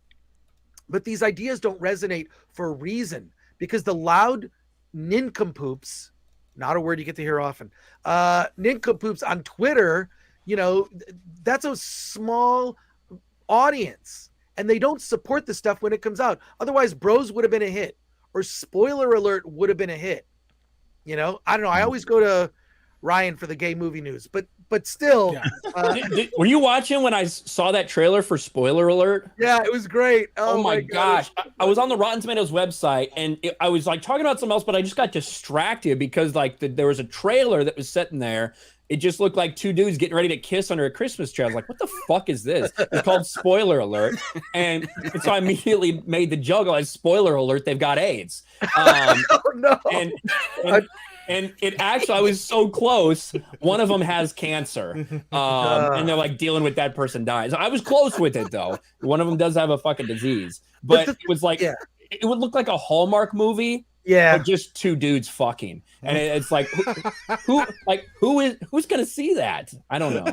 Well, I think the audience has been turned off, you know, like the audience has really been turned off by that, you know, like that Strange World to me is like, if I'm a parent, my kids are of a certain age, I want to know what's in the movie. Right. And I feel like Disney used to be a brand that could be trusted. They can't be trusted anymore. They can't be trusted anymore. And when you look at the movies, you got to look at the data. What data did we glean from this year? Well, the Batman was probably the best superhero movie, but the bar is pretty low. You know, everything that Marvel delivered, you know, underperformed or was, to me, awful. Wakanda Forever, I think, being among the worst. And then, you know, the movies that just sort of, you know, inoffensive. It's my privilege and honor to entertain you. You know, like that attitude from Tom Cruise, you know, doing a stunt. I don't know. I'm sure you saw that video where he's doing the stunt oh my God. with the motorcycle. That's crazy. Crazy. Yeah. Insane. That attitude. That's the attitude. That's the guy. Tom Cruise should be the CEO of Hollywood. And because he would turn the business around. But you look at how bad this stuff is. It's not performing. And they're going off the corpses of its intellectual property characters, you know, like Thor and Black Panther and whatnot. It's gonna continue to be diminishing returns, you know, with it plummeting downward. But look, James Cameron coming back with a James Cameron movie that might have been a blockbuster from the 90s, just general entertainment. It's basically a family adventure that skews kind of younger than the first Avatar. But, you know, look, if you can just check your brain at the door, it's a good time. And it didn't feel boring even after 3 hours. It was entertaining pretty much start to finish. I found places for bathroom breaks. I need them. But, you know, but you got to look at that data as someone who works in Hollywood and say, we got to get back to doing these movies. These movies make money. And a friend of mine who is a screenwriter in Hollywood, he keeps me informed on stuff that's going on. He'll kind of tell me what's up. He says there is a coming bloodbath, a French Revolution type of event that's going to happen in Hollywood because people are fed up. And what's going to happen is you're looking at there's going to be a lot of layoffs. It's just coming. And I think I even sent you an article, Ryan, about like stuff that's people are getting ready for like a strike and ready for a lot of stuff to go down. It's not gonna be pretty. It's gonna be a lot of people losing their jobs they didn't have to lose their jobs. They did not have to lose their jobs if they had just, you know, decided I'm gonna rather than put my personal agenda ahead of everything, I just want to entertain people. I want to bring people together. It's something we can all relate to, because everything you look at in Avatar, really, because I saw it for a third time, Way of Water, and I'm looking like these are all relatable things. It's all relatable things, right? I just want to fit in. I want to prove myself. I want the approval from my parents, my father in particular. All those things are really simple, relatable things, and the fact that Hollywood not only doesn't do that, but actively works against it, they deserve to fail. All those things deserve to fail massively. So, yeah. I'd love to hear your thoughts. Well said. On this last year, 2022 has just been bizarre with like two movies. I mean, I would put RRR in that group, but I know not everybody's seen it. That's not Hollywood though. You know what I mean? That's right. That's right. Separate. Like they're doing their own thing. And correct. You know, it for Disney, like I know we started talking about James Gunn, but for Disney, this is This is a massacre. This is going to be the worst year for their stock since 1974. We're talking about fucking 50 years. That's the type of like low level they're at. And it's in the theme parks. It's certainly streaming. $1.5 billion lost just in the last 3 months, in the last quarter on Disney. And now they're ending the year with Avatar, which they are begging and pleading this thing to have the legs that it needs to have. We got the news from China. They expected $120 million opening weekend there, only got $57 million opening weekend. Like they need to end this year on a high note. And I don't know if it's going to be as high as they want it. But when it comes to James Gunn, I wanted to go through this because the thing that pissed me off about this is there are some good parts of this statement that I think everybody can rally behind what James Gunn is talking about. But there's also some unnecessary shots in there towards fan. It's this fucking victimhood mentality. Look at what we're doing. Look at what we're going through. Look what the fans are putting us through. That doesn't play well with people, especially when you just did something that seems to be contrary to what a large section of the fandom wanted. And that's not everything they wanted, but everyone's united about Henry Cavill and that dude got fucked over by DC. This is what Gunn says. Wait, you know what I like about Christopher Nolan? He's not on Twitter saying shit like this. Just making fucking movies. I heard that he doesn't have a cell phone. Now he doesn't have a phone or an email. Yeah, and Arnold Schwarzenegger back in the day used to say, I don't have a cell phone because I don't want to be at anyone else's beck and call. Ooh, it was like a power move. Like, no, you don't get to just call me whenever. So I'm sure he still has a cell phone now, but I always admire that about Chris Nolan. He's a very old school way of doing things. And I think it keeps him disconnected from a part of the zeitgeist, which is a good thing, right? That he can just completely ignore it and make movies in a vacuum. So, yeah. I mean, I like Christopher Nolan because he doesn't let the women sit down on the set. He takes all the chairs away and makes them stand. Yeah, I love that about him. Love it. Here's what James Gunn says. It's so fucking out of pocket. Like, what? So I respect. We're like, wow, that, he's man. a great filmmaker. Blah blah blah. He makes the women stand on set. I respect that. Puts them in their place, which is not in a folding chair. One of the things Peter and I were aware of when we took the job as heads of DC Studios was a certain minority of people online that could be, uproarious and unkind, to say the least. Now, this paragraph, this is a great paragraph here with the next tweet. Our choices for the DCU are based upon what we believe is best for the story and best for DC characters who have been around nearly 85 years. Perhaps these choices are great, perhaps not, but they're made with sincere hearts and integrity and always with the story in mind. I think that's perfectly fine to say. I think nearly everybody can agree that that's a fine thing to strive for. No one loves to be harassed or called names, but to be frank, we've been through significantly worse. Yeah. Disrespectful outcry will never, ever affect our actions. What's disrespectful? Is it disrespectful to be upset?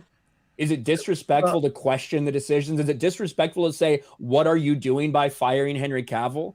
Or are you just talking about the 0.00001% that take it too far with like death threats or whatever, some really disgusting shit? If that's the case, then why would you even address it other than to make yourself appear a victim? Yeah, which by the way, I'll trade places with James Gunn. I'd love to be a multimillionaire in charge of a superhero movie franchise. You can call me whatever you want. But yeah, no, it does make me think that this is affecting him. Fire James Gunn is basically trended for almost a week solid.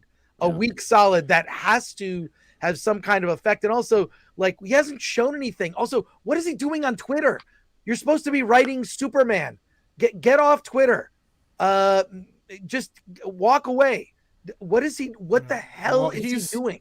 James is like really active on social media. I mean, he does like Q&As on Instagram. He had not as much now, but I mean, when he's in between downtime, so he does respond to a lot of people and he responds to comments all the time and stuff like that.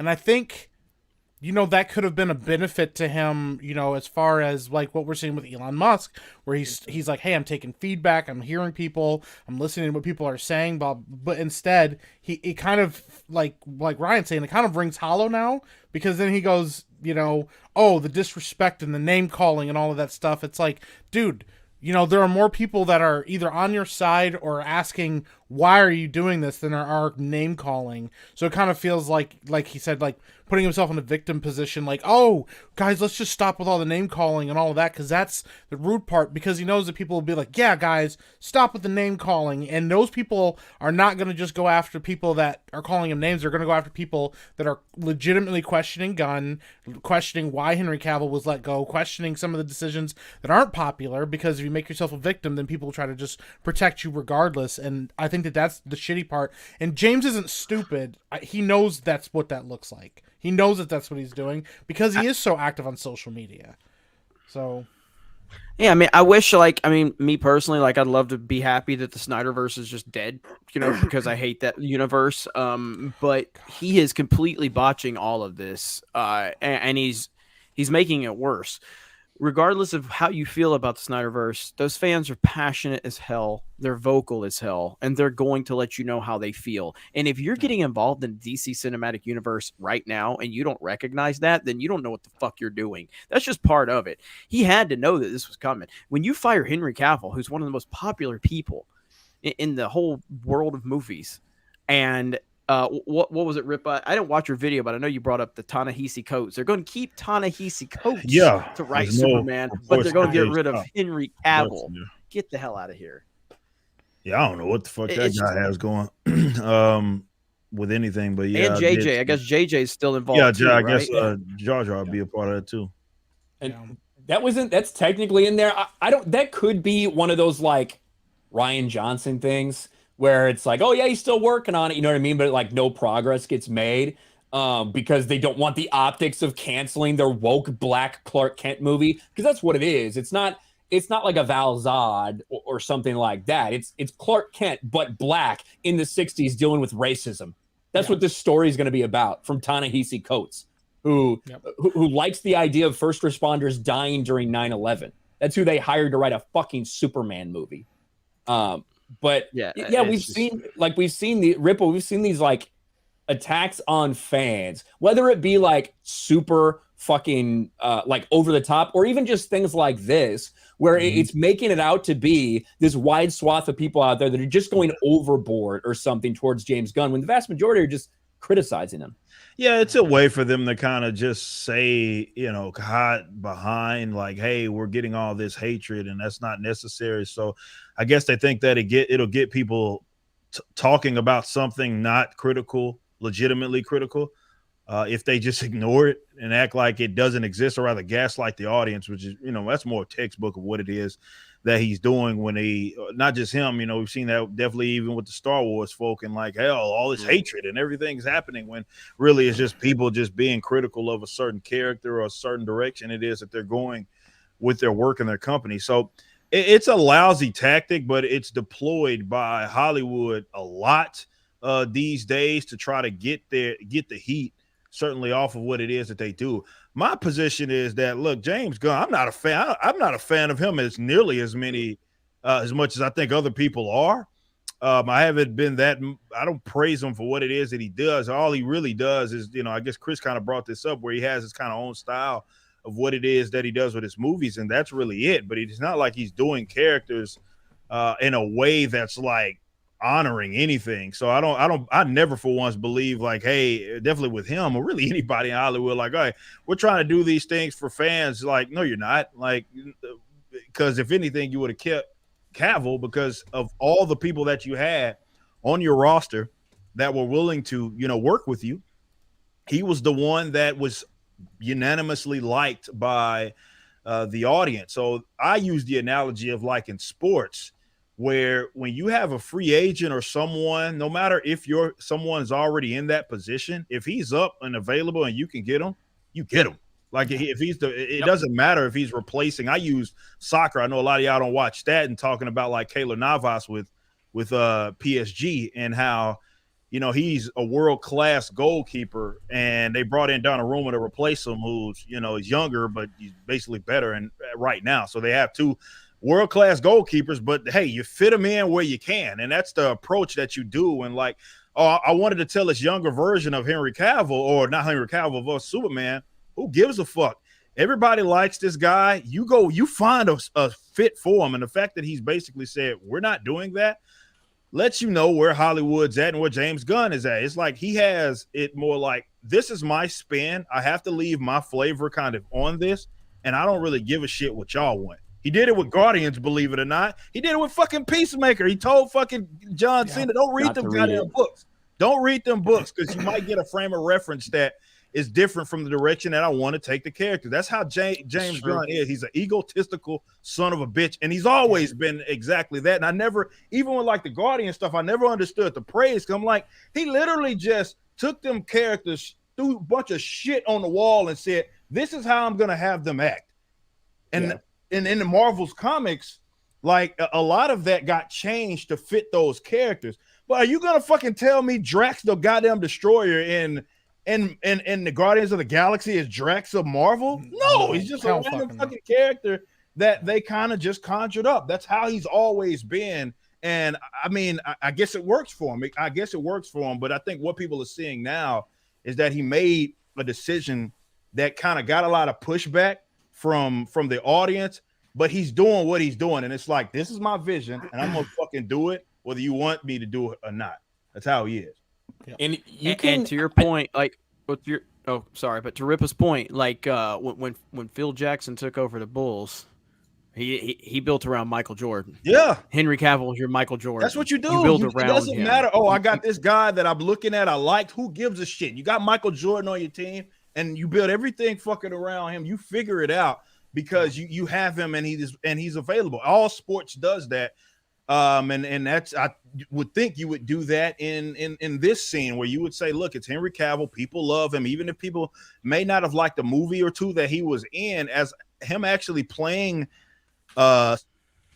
Superman is like the thing that people had the least problem with. So you make it happen. You fucking make it happen. And he didn't want to make it happen.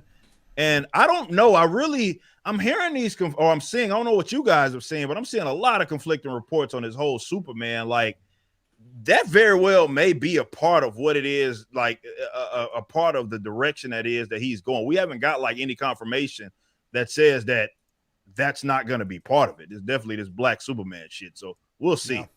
Yeah. So in the report, they said, so according to one thing that came out, when James Gunn originally took over, there were a couple projects that were untouchable in terms of where they're at in progressions and probably contractually what they had with other people. It was Joker 2. So Joker 2, J.J. Abrams' Black Superman, and something else that was going on. I forget what it was, but that was in there. And then in the Hollywood Reporter article that talked about a lot of that stuff, they also, like, one single line, which is kind of what that made all the other articles be written. One single line said, the James Gunn Ta-Nehisi Coates Superman movie is still under development. That's not going to be the mainline DCU one. Like, James Gunn has already said, I'm writing that one. It's going to be a younger Superman, not an origin story, but a younger Superman. Henry Cavill, he's too old to play this character. Yeah. That's what they've said. And, when you have James Gunn, I think that you can get away with a lot of what he's done when you're taking characters that people don't care about as much. And even though I agree. Yeah. Peacemaker, Guardians. Yeah, that makes sense. And there's hardcore Guardians fans out there, hardcore Peacemaker fans that will be upset, that will be mad. But most people, even most like comic book fans, they're probably not going to be in an uproar. They're just going to be like, oh, these characters are cool. Maybe I'm going to read these characters now, and they might learn they're nothing like them. You can't do that shit. You can't do that shit with Batman, Superman, Wonder Woman. You can't do that about the characters people care about. So if that is his approach going in, it's not going to work out well. That's a good point. I see Jane Theory in the chat, and she's talking about Black Adam is shelved also, which The Rock has announced earlier today. Go ahead. I think Chris was talking. Go ahead. No. I just no. I'm just listening. Well, okay. I can't tell. Yeah, I can't tell with the lag. Wow. Well, Jim's got the lag, and they interrupted Mike, and I'll interrupt Mike too. Yeah, Black Adam. If I interrupt Mike, I don't give a fuck. Look, I've been I went to see Black Adam, and I felt like I was the person that liked it maybe the least out of like so many people. It had a really good audience score, but unfortunately nobody fucking went to it. And I was telling people from the beginning it's going to be a financial failure. The Rock's kept trying to make excuse upon excuse upon excuse, even to the point where a little over a week ago, somebody on his team leaked fake financial information to Deadline to get Deadline to write a story that The Rock then immediately promoted it. And that was the last thing he said about Black Adam for a week, was a couple tweets of the same fucking fake article with the fake stories saying that, oh, guys, I know you heard some rumors that Black Adam lost $75 to $100 million, but wait, it actually made $50 million. How, you ask? Oh, well, we're projecting insane video sales throughout its entire lifespan and merchandise. This is how we're telling you now that it's been profitable. Oh, and by the way, one of the numbers we included, that's the number that Warner Brothers would have to pay itself to get on HBO Max.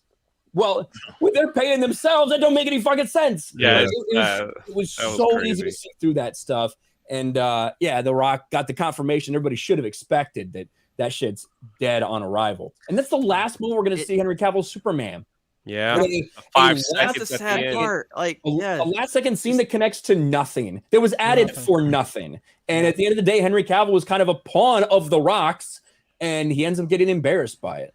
Yeah. Well, because I heard. Yeah, and I mean, like, again, him out of, go ahead, Mike. Go ahead. Jeremy. Well, two things. One, I heard the rumors that they cut him out of the Flash. Him and Gal Gadot have been cut from the Flash currently because they had cameos. But then the other thing is, like, James Gunn, like, one of the first words and big projects that he dropped was that he really wanted to adapt Kingdom Come. Kingdom Come Superman is not a young Superman story. That's an older Superman story. So, like, here he is talking about and dropping all this stuff, but at the end of the day, I 100% agree with Ripa.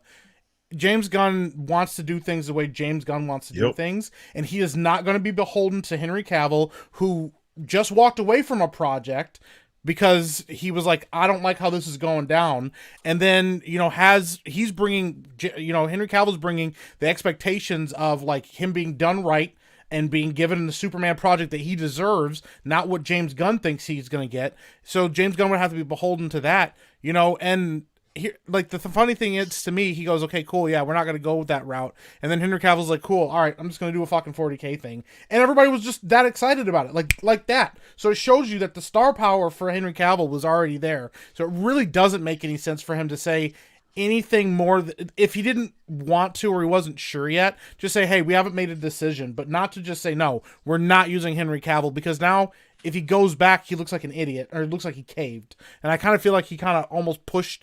Like, it's a bunch of people pushing, like, for power plays. The Rock obviously pushed it really hard and flat out told everybody what he was trying to do, and that didn't work for him. He was like, yeah, the balance of power is shifting, and they're like, nah, bro, your movie failed. Like, you're not getting but who's gonna watch The Flash or Aquaman or Shazam? It doesn't tie into his new universe anymore. They're just gonna release them just because they're finished. Just because they can't and so it's like, why even bother? Like, I think The Flash is gonna personally, because Ezra Miller, but it's like, now it's even more. It's like, they're not in they're already done, so we're just gonna release them. I mean, if they wanted to make some cash, they could have put Henry Cavill in one more Superman film and let him fight some big bad and just done it quick, or he could have fought Black Adam. Either way, like, whatever, and then done it that way. But oh well. and then let that happen, and while that fizzles out, you launch your whole new universe. It would have been that simple. Give fans something like that, but no. James Gunn wants things done the way James Gunn wants them done. I don't think he's a terrible writer, but I don't necessarily know that he was the right guy for this role, because of the fact that he is. The other thing is, he was just working for Marvel. Like, yeah, true. He still is. Guardians of the Galaxy still 3. It comes out in like March or something, or April. Yeah, that was a weird hire. Like, was that the new leadership? That's the new leadership that brought him in. That's the new leadership. Right? David Zaslav. I don't understand that. That doesn't. I don't either. A whole lot. I like to do like material. I know comics isn't necessarily unique to this, but to do that type of material, you have to have a little bit of humility to do it, and you also have to be like conscious of what is going on. And I think like movies, and even though they often like work, Lord of the Rings and all the stuff that already has like source material, you have to kind of go into it with the idea that is antithetical to how a lot of people, and I'm pretty sure Chris maybe knows this more than anybody here.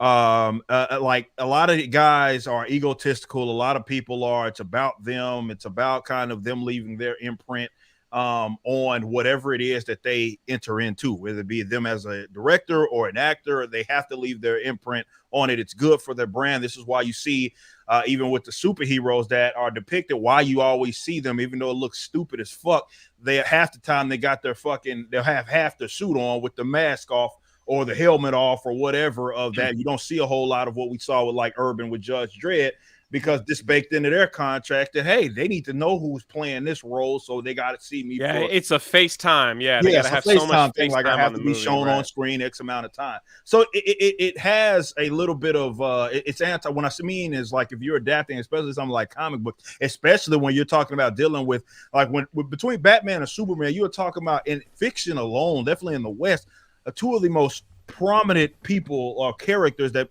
have ever existed. They're part of fabric of like of American culture. So you have to be able to go into like a project like that and say, okay, well, it's not about me. I have to kind of take a step back and depict what the audience kind of expects out of this character or wants of this character, as opposed to like you would maybe an original movie or something else and say, well, fuck it, I'm just going to do my own kind of thing. So if you're building a world around, especially a prominent character like Superman, I don't know if James Gunn, just because his approach, I don't know if he's even the best, even the 10th best fucking person that could have kind of facilitated a world where you have to have a little bit of, you got to be conscious and you got to have some humility about the whole project where you're entering into like, hey, this ain't about me. These characters I did not create, they're already there. And I have to kind of put the pieces together. I don't know if he's the right person for that. Well, when you look at the stuff that James Gunn has succeeded with, it's been characters that aren't widely known. So you can kind of play with stuff like who the hell was Polka Dot Man, right? Yeah. Like, but James Gunn knows that, and I give him credit for having such a deep comic book knowledge.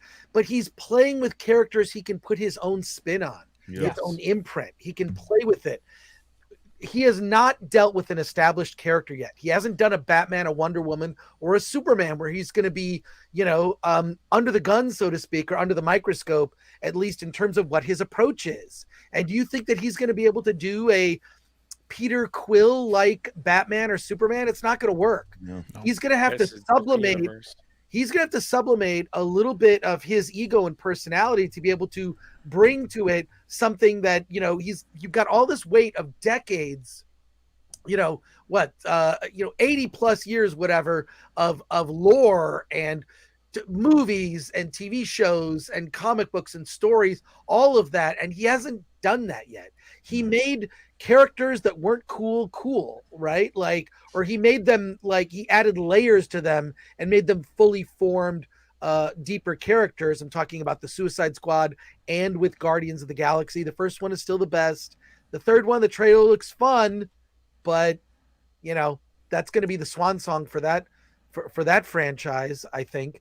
But I don't know, Chris, can I ask you a question? Yeah, do you please. think when he introduces the actor that's going to play Superman, is that actor just going to get destroyed? Like, it's you know what I mean? Like, are people? They always do. They always do. They always do. I remember when Michael. I remember when Michael. That's true. Good point. I was in a comic book store when I heard from the guy Dave's Comics in Royal Oak, Michigan, and we were talking like Michael Keaton is playing Batman, and all of us looked at each other. Mr. Mom, exactly, Mr. Mom. We're like, Mr. Mom. And then he was in some movie called Clean and Sober, which I probably wouldn't have normally seen at the time, but I saw it and I'm like, all right, well, he can act, but he's not Batman. I still wasn't convinced. And even in the movie, I think he's a really good Batman. He's not a good Bruce Wayne. I think Christian Bale's a better Bruce Wayne. I think Michael Keaton's a very good Batman. Does that make sense? Sorry. Yeah. Oh, yeah. Okay. Yeah. They're slaughtering me. That makes sense. I'm getting destroyed in the chat. He's pulling a J. I don't care. But to be fair, to my knowledge, no Superman actor upon casting has been destroyed. Batman has, Joker has, other people have, but Batman or Superman specifically, Brandon Routh, he looked the part. He looked just like Superman.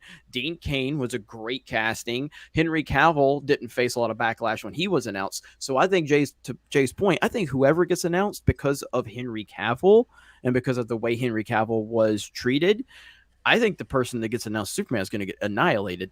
I don't see a way that they can't. 100%. I agree, because who is better than Henry Cavill? Who that's true. On Nobody. Earth? Who? True. Nobody. Any living actor? I mean, again, Yeah.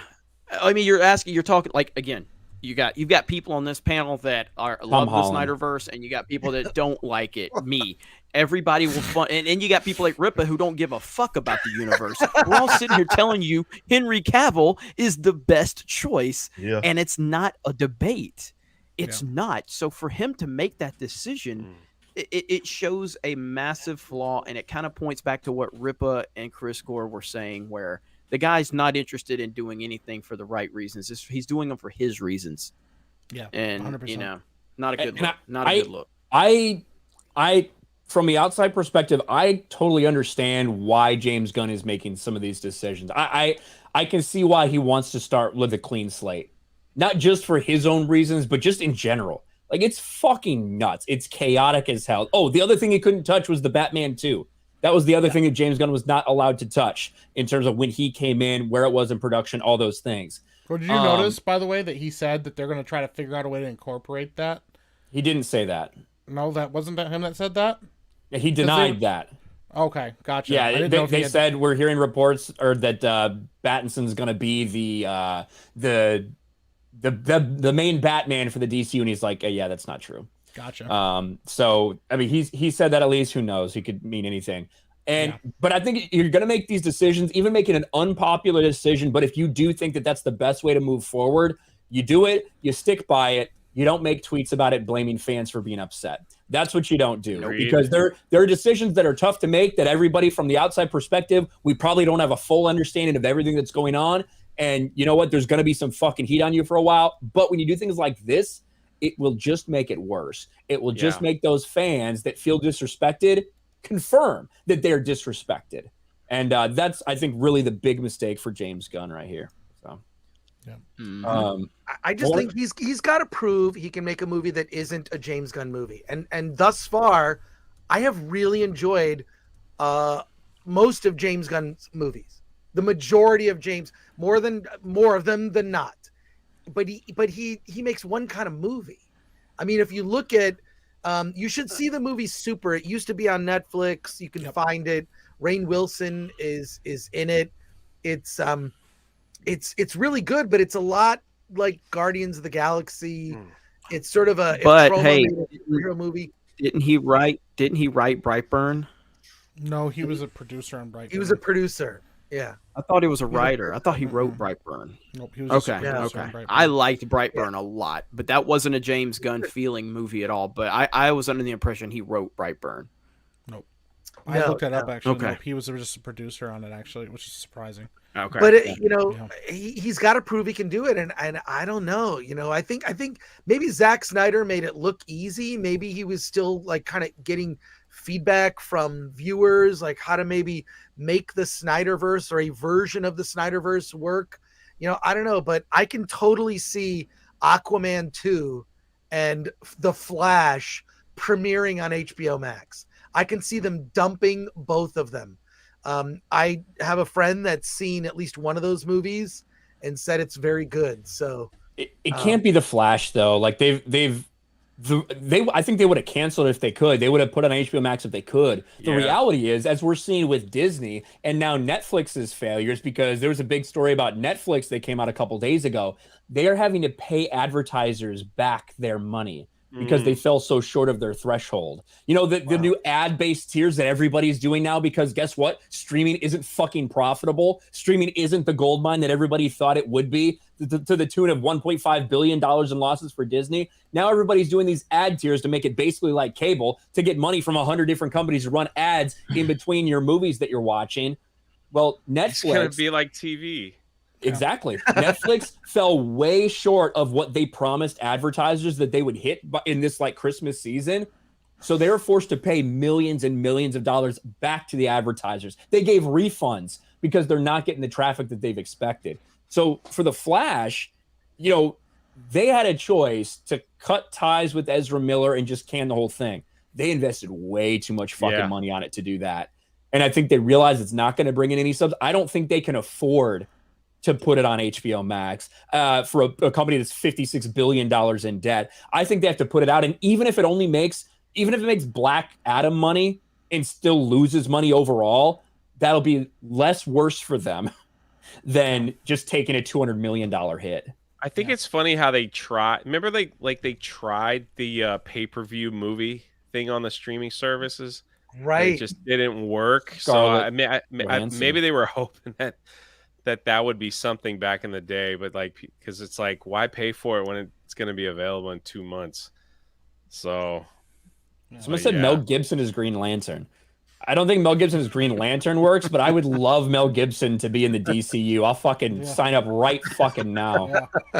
You mean Mel Gibson in a comic book movie? Jeremy, I think you had a special announcement, huh? Yes, so the poll on Twitter, which is very scientific and according to sources is the most trusted and secure election in history. We do have the final results. We had seven trucks showed up at Geeks and Gamers headquarters 3 a.m. last night. We had a vote dump. So there you have it right there. So we had we had the it was clear it wasn't looking too good for me until 7 really just not so kind of suspicious looking vehicles showed up. But if you look, there's a graph there below the tweet that I put that shows you like we're keeping up with all the data here. So right there's the graph. That's what happened. So it was no, and then all of a sudden we got the vote dump. So there you go. So I remain the leader and the head of Geeks show Gamers. My response. So your response. That's Ice Cube when someone tells him he has to get a jab to do the movie.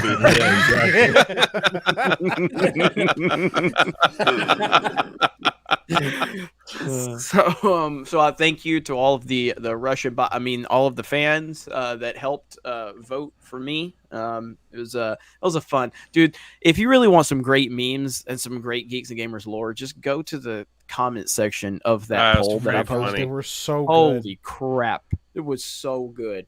I had so much fun with that one, but shout out to all of you. That was a lot of fun.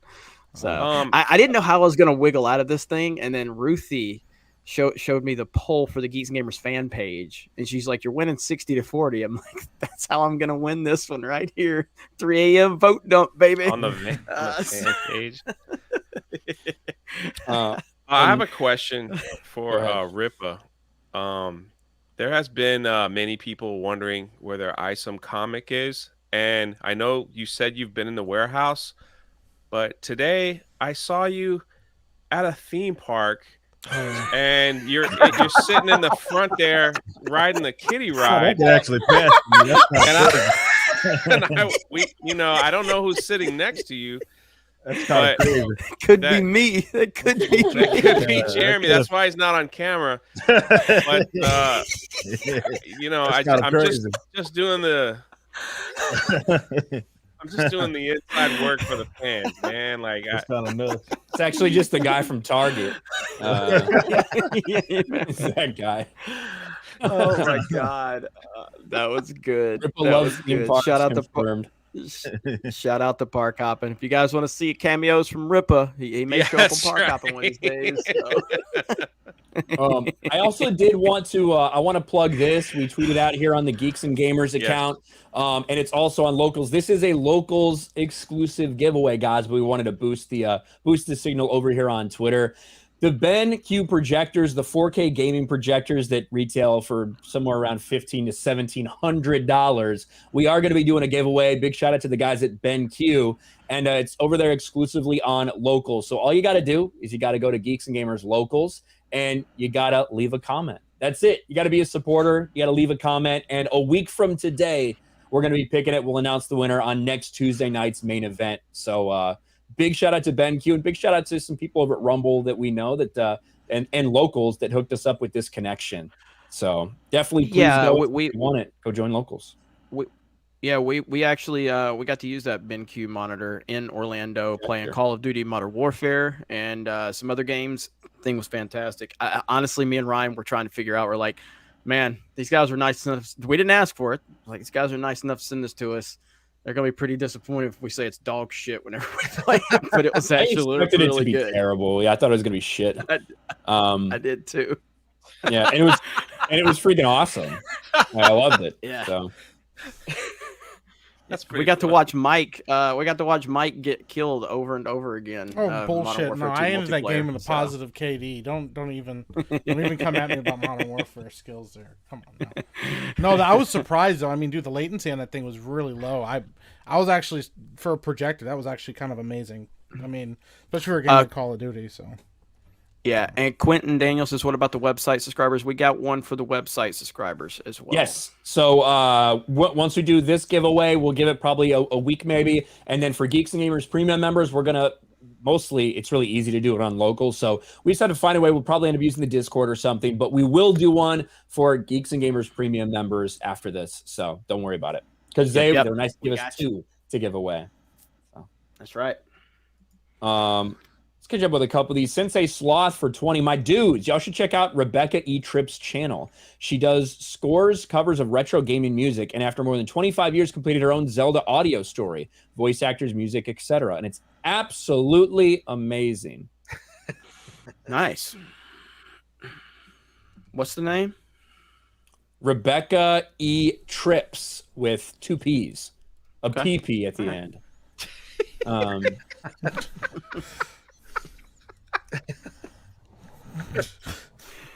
Sophie for 25. Also wanted to shout out my brother's gaming channel, Blaze Immortal.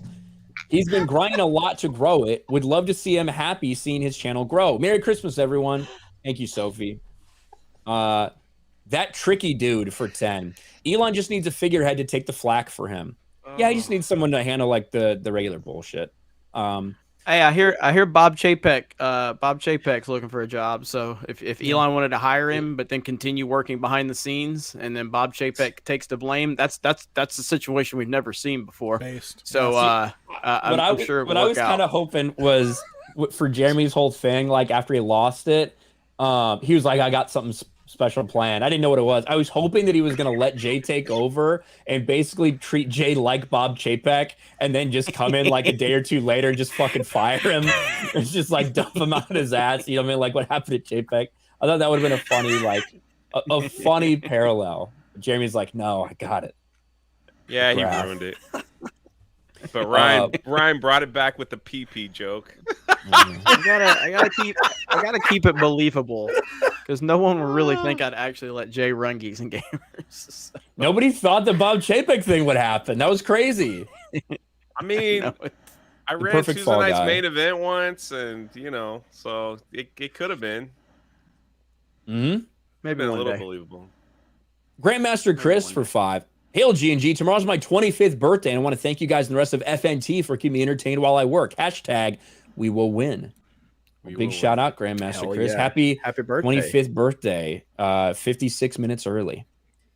Hell yeah. Steven Wasick You guys for make 20. the show, man. So thank you guys. You guys make the show. Steven Wasick for 20. Brett Cooper of the Daily Wire did an MCU video and shouted out Gary and played some clips. I know it's only one person, but you got to start somewhere, no? Yeah, I like Brett Cooper. We got to meet her in Nashville like a year ago or whatever that was. So she's cool. And that's awesome. Have you ever seen Brett Cooper and Ben Shapiro in the same room? I didn't, because Ben wasn't there. Oh, he wasn't there? All right. He wasn't there. They look Mysteriously very much alike. wasn't there. You look a lot alike. I don't know. Maybe. Taters Vivo for 10. James Gunn firing Henry and calling the backlash a disrespectful outcry. Oh my. Feel like he's putting himself as the adult and the fans the whiny kids. Also, the J&A's edit was nothing. J&A's edit? Yeah. What was that? We'll play the first little bit of the intro. We'll play the first 30 seconds here since you missed it. We're at the beach for Jay. I out the jar, Jay. It's time. Jay, get the mayonnaise out. Get that mayonnaise out now. It's mayonnaise. Lather me up with mayonnaise, Jay. Let's go from head to tippy toe.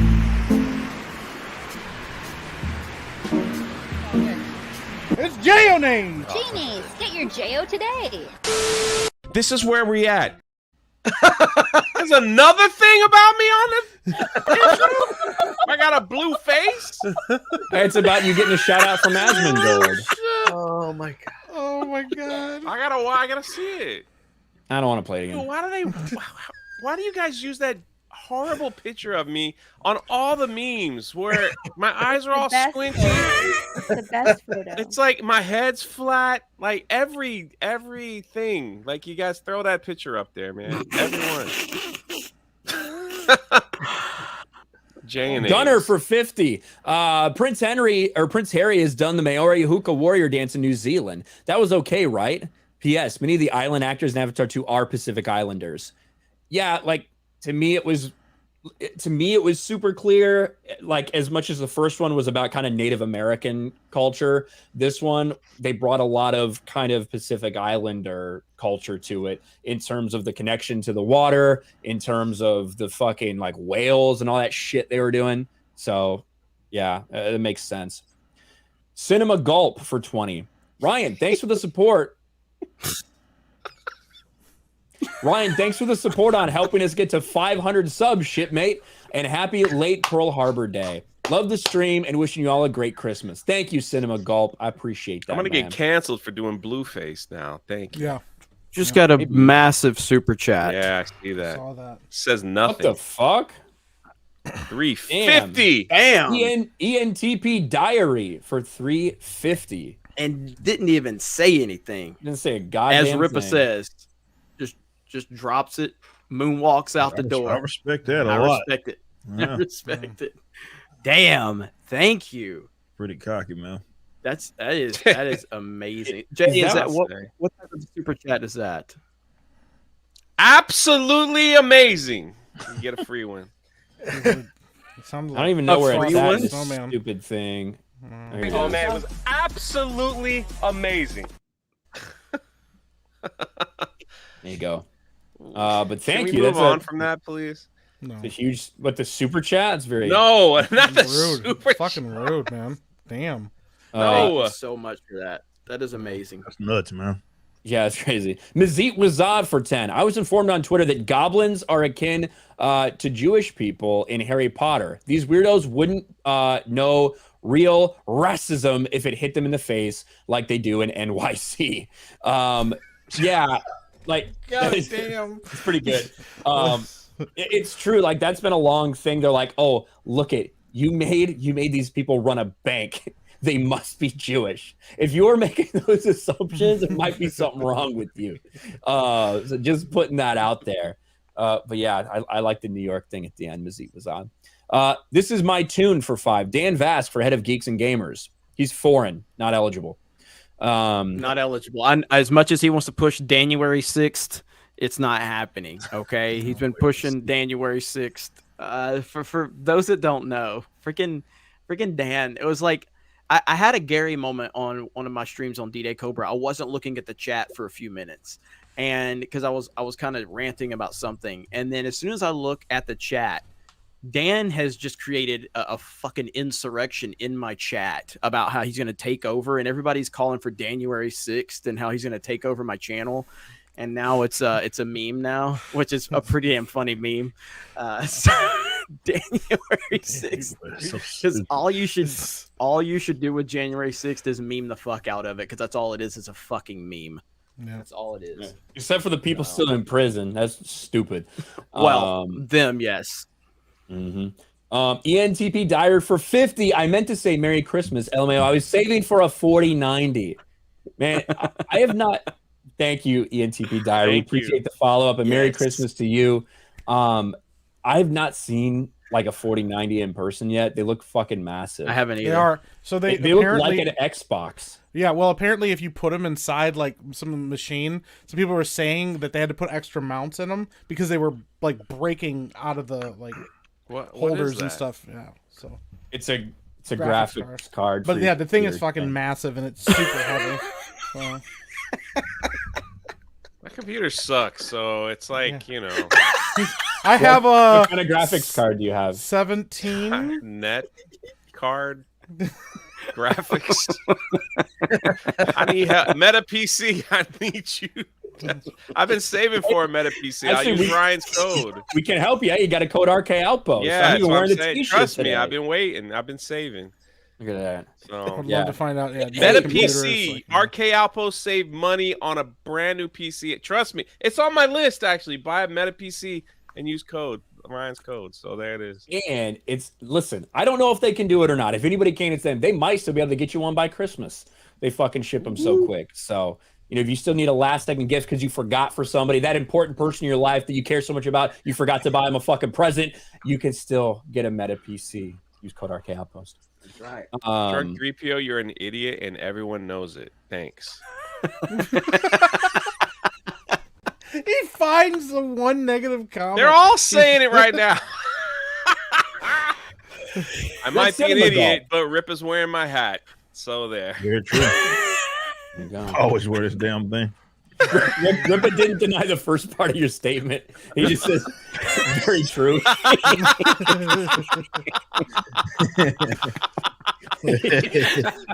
That's hilarious. Confirmation.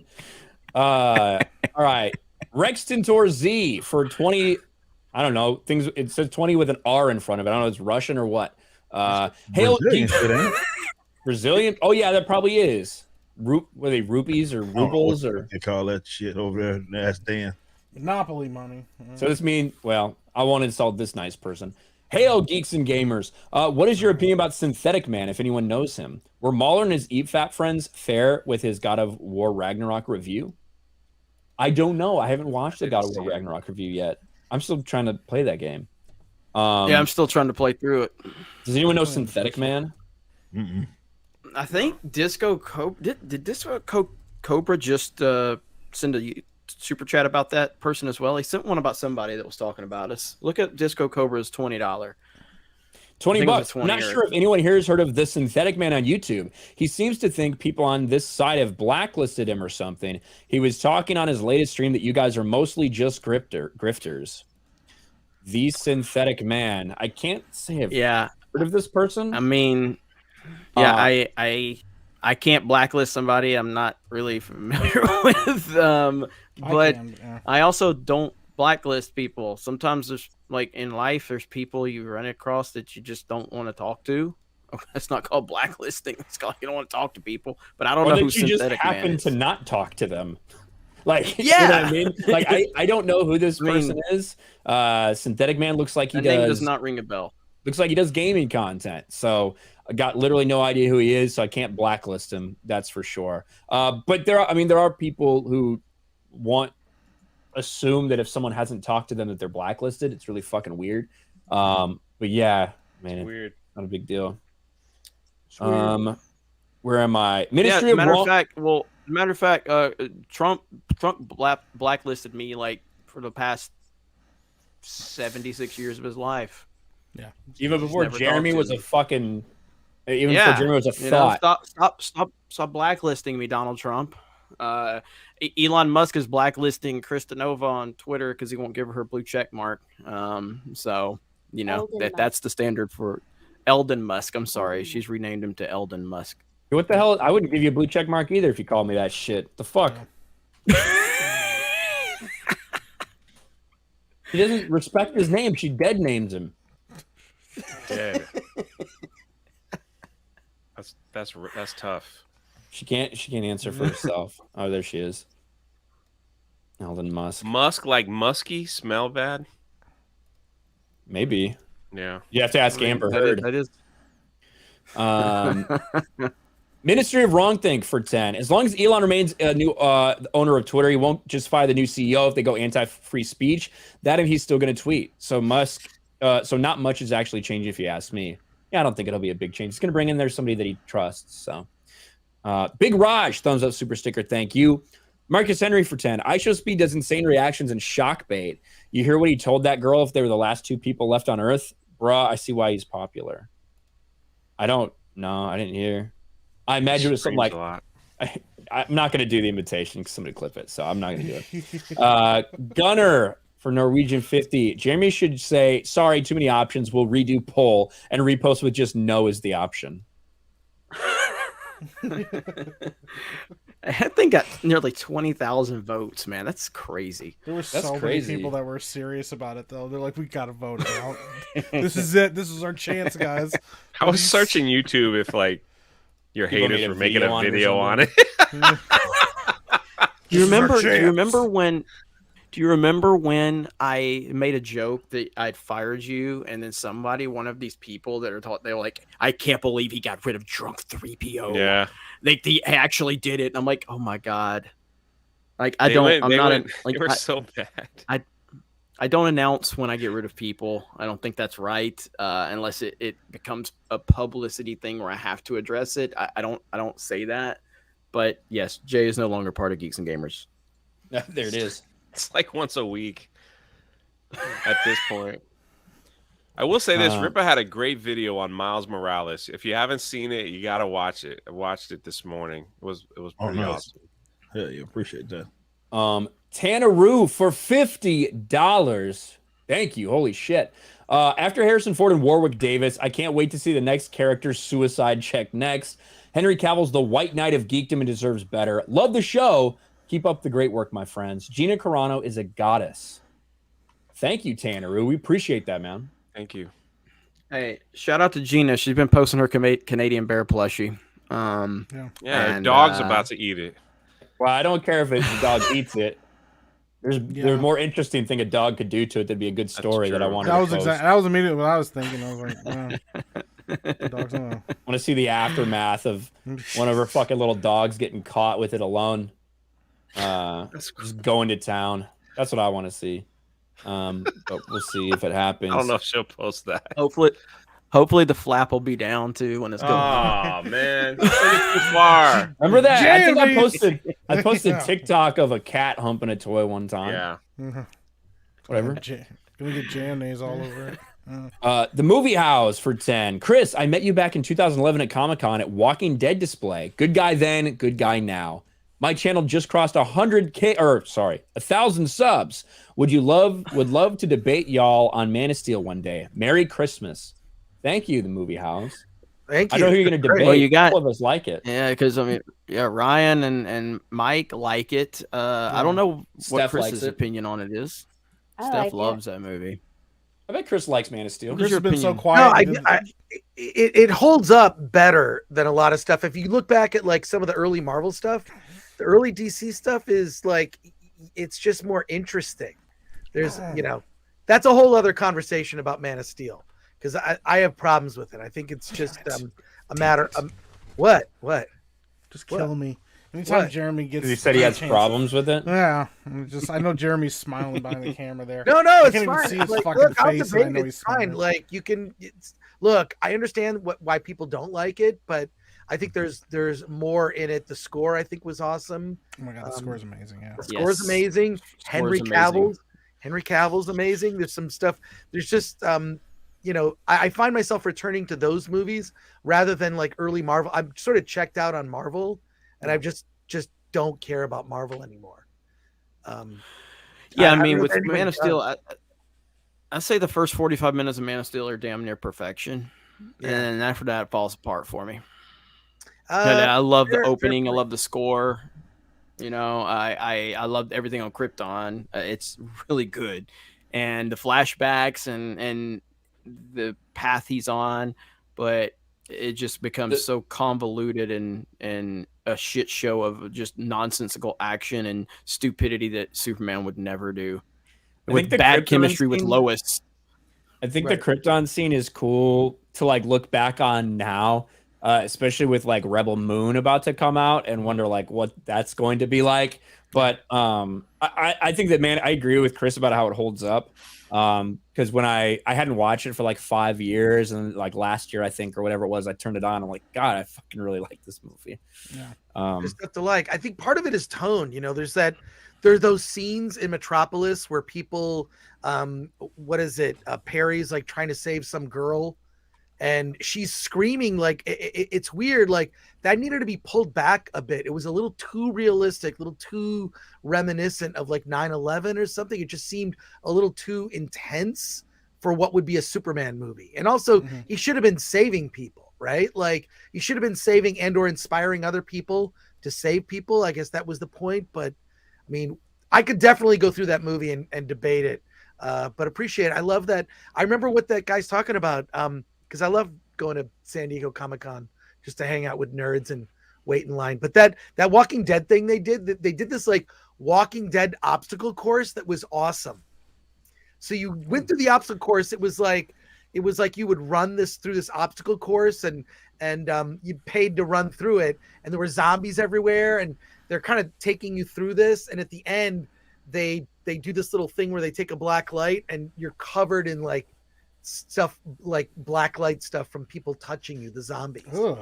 Yeah, it's pretty cool. It was like a pretty cool like basically running a 5K through Petco Park, but it's like Petco Park. Oh, zombie run. Zombies. The zombie run. Yeah. I did it. It was great.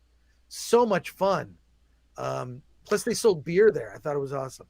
So you could run the 5K and then get a beer and buy some merch and then go to the convention center and go drunk shopping. Petco Park is a great place to go see a ball game or do anything else there. Which they had to make it like that because not enough people would just go see a ball game, so they got to have a lot of fucking events there. Yeah, and it's like there's like just tons of stuff to do in the gas lamp. Yeah, I love that. That whole area is great. It's just I got mugged right outside Petco Park. So Gary's in the chat. Highlight his comment. Gary's in the chat talking about it. Gary, I can't highlight. My internet's so laggy. I can't even highlight comments. Oh, you're kidding! Got killed. Someone got killed. That's why they. Oh, wow. It could have just been happenstance. It fucking happens, you know. I mean, wow. Well, there you go. Yeah. Damn, that's tough. I never heard that. That's no reason to end it. No, I wait. I think I don't know. I'll talk to Gary tomorrow because I'm on doing the nooner. Plug for the nooner tomorrow.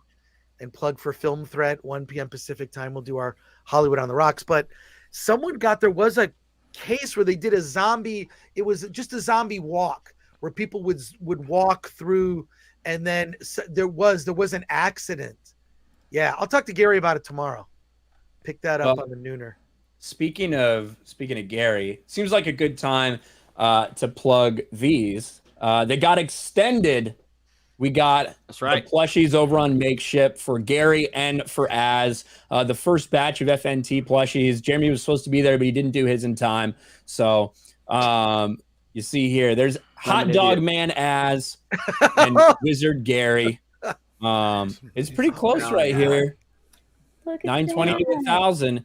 Now I do believe you can save some money by doing a bundle deal. I believe if you buy a Wizard plush and a Hot Dog Man plush, you get 10% off your purchase. It's a couple days left. This will probably end right around FNT if I'm looking at these numbers right. So only a couple days left to get these guys. And I think me and Jeremy are going to be the next run. That'll be fun. Yep, we will be in the next run. I totally botched this one, but that's all right. We'll have our run next time, so it'll be fun. Yes. Oh, and by the way, By the way, Gary put out a video today about Rings of Power. That is just like a mic drop on that whole show, and what a failure it is. It's a great video just put out today, and I'm really curious. It'll be another million view video. It could be another million view. But also, I can't wait to see, like, once all the FNT plushies are out, who sold the most, who sold the least. Well, it's going to be Gary. Gary will sell the most. Think so? The least. So, yes. Probably me, to be honest. We'll see. No. Ryan will sell. Ryan will sell more than me. Ryan is far more controversial than I am. Ryan has taken my steam. Like I 2019 Jeremy, like that's where Ryan's at now. He's pissing everybody off. He's the most hated guy, which hatred translates to fans. So Ryan's more popular than me, so he's gonna sell more. Yeah, people fucking hate me. I feel like the fucking hatred towards me, like always, if you look at like per capita in terms of like number of subs or followers or whatever, like the per capita hate for me, I feel like they've always been there. but yeah, it certainly feels like it's up there now. I've had a couple good controversies under my belt, so I got fat black Brazilian women getting pissed at me and fucking screaming to nobody about it. So hey, what do you know? Bama grad from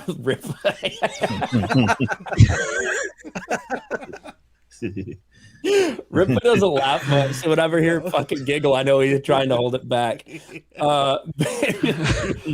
Bama grad for 5. Hail and Merry Christmas to all. Jeremy is the ornament I sent hanging on your tree. Ripa is quarter black Garrett. Oh. Go ahead, Jeremy. Answer the question. No, I'm sorry. Bama grad, I did get that like the day that I left. I'm gonna be out of town until Christmas with my family, so it's not on my tree at home, but it is with me, and I greatly appreciate it. So that's super cool. Nice. Steph, you making a face? What are you doing? Can anyone? Is she frozen or something? She moved. Like when you said that, she was like. She was like doing something with her hands. I'm looking at something. The fuck does that have to do with your hands? Oh. I don't know what to do with my hands. I was like this. Did I put my hands up? Yeah, you're like. My StreamYards froze. Like, yeah, so he just pulled up porn or something. I don't know what the fuck you're doing over there. And then the other half of this question is, Ripa, has quarter black Garrett gotten the ball cap to you yet? The gold ball cap? No, I haven't seen him in a while. So no, I'll link up with him, and I guess he'll get it to me. QBG. Right up the road. Did you get the Geeks and Gamers merch we sent you, Rip? Yeah, I got all that. Shit. All right. Well, can you start wearing that hat instead of Jay's hat from now on? Oh, come on, man. My hat is comfortable. I think. Where is this? The Movie House for 10. Have no faith in Gunn. Only keeping his stuff, but axing what's loved. Find it funny how he offered more people in the end of Guardians of the Galaxy 2 compared to Man of Steel. How he offed more people. But hey, let's shrug it off with Pac-Man references. I thought Guardians of the Galaxy 2 was a step down. I know Jeremy really, really loves it, but I think the ending of it is really good. I think 1's a better film overall, but I think that the ending of 2 is really, really, really solid. I felt more broke my walk. I felt more for fucking Yondu's passing than I did for fucking Superman's passing and Batman vs Superman. I should tell you how bad that fucking shit movie is. Oh my God. I care about Yondu more than Superman. I know him. I'm just gonna let it go. And you knew Superman was gonna come back too. I'm just gonna fucking let it go. I'm not gonna take the bait today. Not gonna do it. Mr. Left Turn for 5. Perfect way to end my birthday by watching several of my favorite content creators. Thank you for everything, or thank you to everyone for all the entertainment and laughs. Thank you, Mr. Left Turn. Are you a NASCAR fan by chance? Thank you. If you were talking. Happy birthday. Yeah, happy birthday. Yeah. Happy birthday. Happy birthday. Chris B for 10. James Gunn already has the perfect blueprint for use for the DCU, the DCAU. I love a lot of the DC animated stuff. I liked how when they started them off, they were just kind of doing not direct one for one like New 52. They were stuff. pretty fucking close, man. Like they were pretty close, man. Flashpoint was basically verbatim. Like what was like I think they swapped out the killing with the sword. They like, did they did a gun. I think a gun. Yeah, it was supposed to be a gun, and they did the sword. Yeah, because it's a gun in the comics. But other than that, it was pretty spot on one by one. That stuff that they were doing.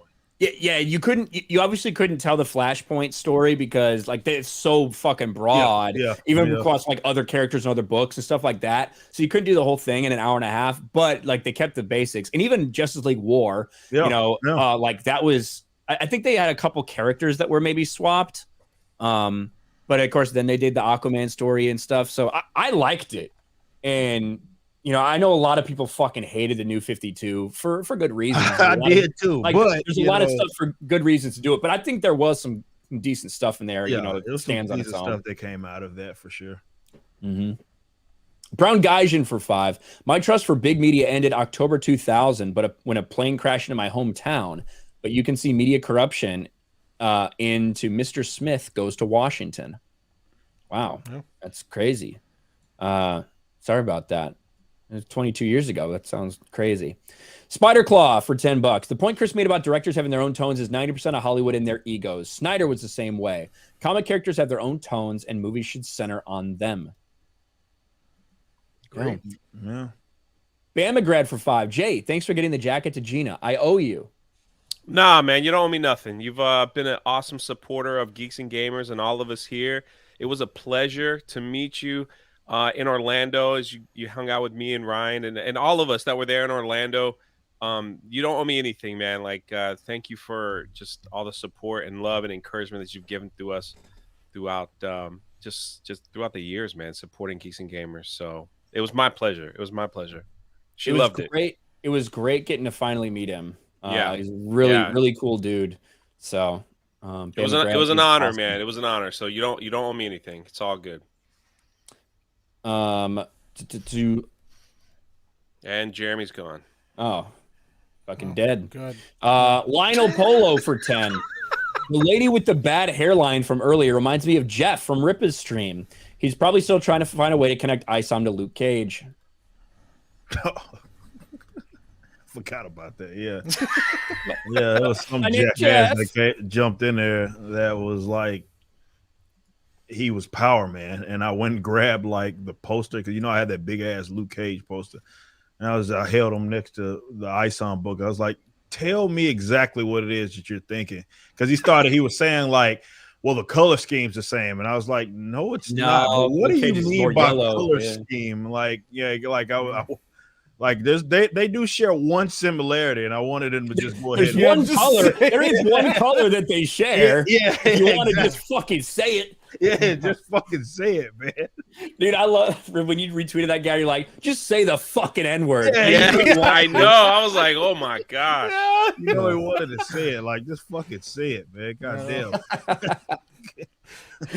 Oh man, that guy.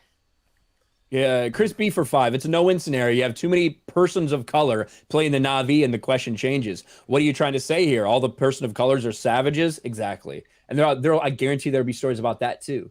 I guarantee there'll be articles and outrage about that shit. There probably already is. Yeah. Tater's Vivo. So dumb, man. So we kind of ignored the fact that they also had like a pregnant woman fighting, and they were like, that's ultimate femininity right there, is a pregnant woman throwing spears at people. Yeah.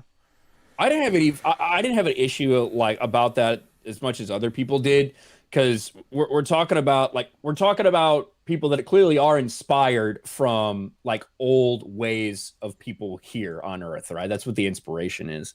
Yeah. And as I've said before, there's people out there that are athletes, right? That are, whether they're doing CrossFit, whether they're doing weightlifting, stuff like that, that when marathon runners, that when they get pregnant, they keep the same activity level. Yeah. And they're able to, because their bodies are like used to, their doctors and even encourage them to do stuff like that. And even like to the day before people give birth, they're fucking doing squats at the gym and shit. Yeah. So I have no doubt that old cultures, depending on where it was, obviously some women didn't do shit other than fucking sit around. Some, they did things. So if they're one of those ones that did do things, I wouldn't be surprised if when someone's 5 months pregnant, they are still actively doing things because they need to survive. So I didn't have as big an issue with that as a lot of people seem to hang on to.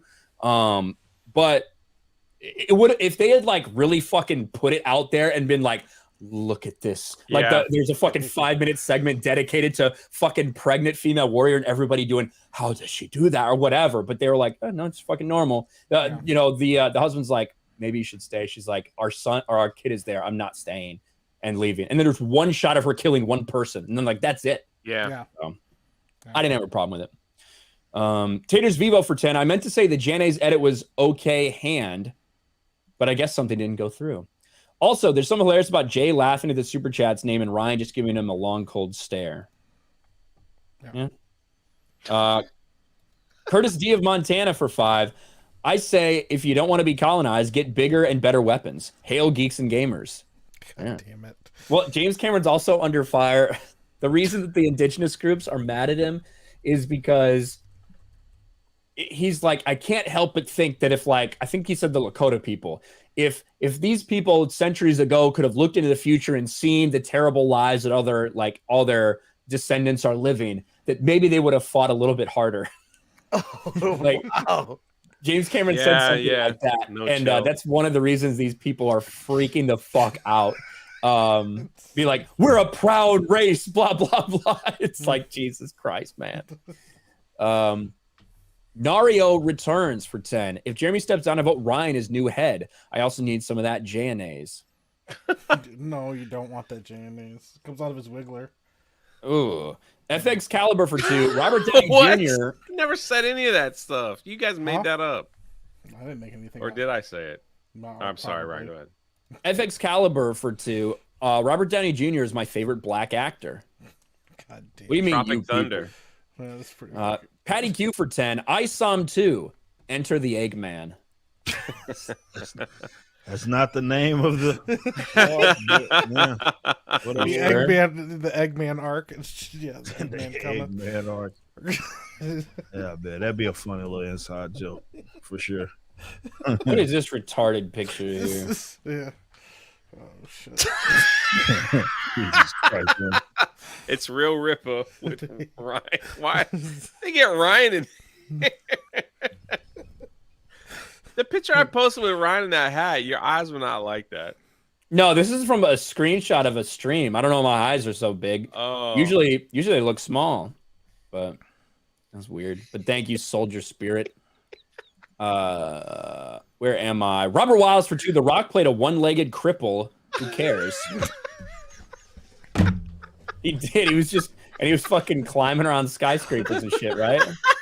Yeah, I saw that movie. It's terrible. I think it's just called Skyscraper. Wait, hold on. I don't want to laugh because I know Robert has one leg. Yeah. So Robert's got one leg. Jay laughs every time he mentions his fake leg.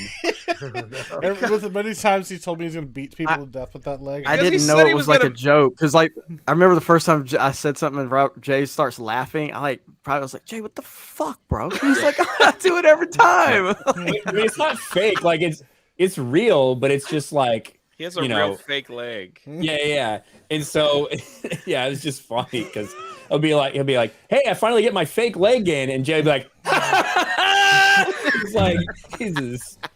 Because before he'd be like, he would say like, I'll mail you my old leg. I don't know what to do with it. I'm like, I don't want that. What am I gonna do with it? And then we had, listen, what is it with people with fake legs, man? We had Mark at the meetup with one of his old fake legs he was trying to do as a raffle or something to give it away. Desperately trying to give it away. Nobody It's fucking like, wanted what it. is it? I did sign it though. Is that a Mark thing? signed it too. He signed it. You make a lamp out of it. You obviously make a lamp out of it. That's what you got to do. Right. We got a couple big super chats in as well. Disco Cobra for $50 recently just purchased a Maximum Overdrive PC, maxed out. It's God of War themed and was on the Alexander PC website. Price was hefty, but it'll be worth it. No need to upgrade for a while. It has a 4090 and an i9 13K GPU or CPU with 64 gigs of RAM. That's a monster. Like the 4090s are fucking ridiculous. Yeah, they're huge. I'm just happy to have a 3000 series, and I'll probably want to upgrade that for a while either. But the 4090s are nuts. And then Inakmaman, abuser of Streamlabs, for $50. I just got done with work, so I don't know if you brought this up, but David Ayer responded to James Gunn. Basically, he pulled at Henry Cavill and talked about passionate fans versus toxic fans. I retweeted to Jeremy and Ryan if interested. Yeah, David Ayer, who did the first Suicide Squad movie and has been very cordial with James Gunn on Twitter and stuff and supportive. He retweeted and he was like, I think that, people are just passionate. That's basically what he said. He's like, there's fans out there that are passionate because they care about shit. And I think I can maybe find that. It's such a nonsensical thing for people to build that narrative. Like anybody that's ever been part of any type of fandom, and I talk about this a lot because I know we didn't, there's not a ton of crossover with sports and comics. I mean, there is some, but like video games and all that. But like, if you guys think Star Wars fandom's toxic, you couldn't handle being in sports fandom for fucking 30 minutes. No. Okay, sports fandom is brutal. Absolutely fucking brutal. Like I would not go. I would not go to a Philadelphia Eagles game wearing the opposing jersey if I was by myself. I'd make sure I at least had 3 or 4 of my boys. Hey, I had a Cowboy. You know what I mean? Dude, I have some stories for that because no, they won the Super Bowl in 2019, and I was in Philadelphia. Not even fucking joking. Cowboys the fuck out, bro. I was like about to have to fight at my hotel. Fucking these motherfuckers were trying to they're like hardcore, man. And I was about to have to slap one of these motherfuckers, man, because it was nuts. Those guys are fucking nuts. These are the people that throw snowballs at Santa Claus. Yeah, they're fucking brutal. Yeah. It was the season that Ray Rice got suspended for punching his bitch out. I went to a Ravens Steelers game and I bought a Ray Rice jersey I didn't care, but I bought a Ray Rice jersey and a Ravens hat just to fucking go to the game. And like, I just the entire time I'm just joking. Pittsburgh, y'all ready to get knocked out? We're knock your ass out, Pittsburgh. I was just fucking I was just going hard. I was just drunk as hell. I didn't care. The fucking Ravens got annihilated, dude. Like Ben Roethlisberger threw like 5 touchdowns or something. They got fucking destroyed. But I was having a good time with it. Right, remember when we were at the Brady's return to Foxborough when he's his first little kids walking by with Gronkowski Patriots jerseys. We're live streaming. They walk by us, telling us to go fuck ourselves. They're grabbing their balls, and we're just like, where are your parents? That was pretty funny. Well, he said one thing, he said something that was I don't remember specifically what he said, but he turned around and said he was grabbing himself. He said a swear, he swore at us or something, but he said, "Oh, like Brady's a bitch" or like whatever. And once he said that, it was fair game. I'm like, "Oh, fuck you!" Little fucking kid. I'm not about to get charged up by no goddamn kid. Whatever. And then Jeremy's like, "Hey, have you ever heard of you know who Randy Moss is?" He had a Patriots Randy Moss jersey on. That's what it was. And I'm like, you don't know shit about Randy Moss. You don't know about Minnesota Vikings Randy Moss. You don't know shit. No.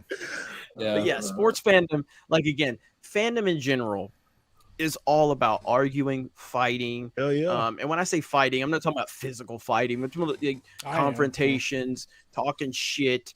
And these pathetic soy boy journalists in the last decade have really tried to paint this narrative about gamers and people that like movies and comic fans and try to paint this horrible narrative because they're passionate.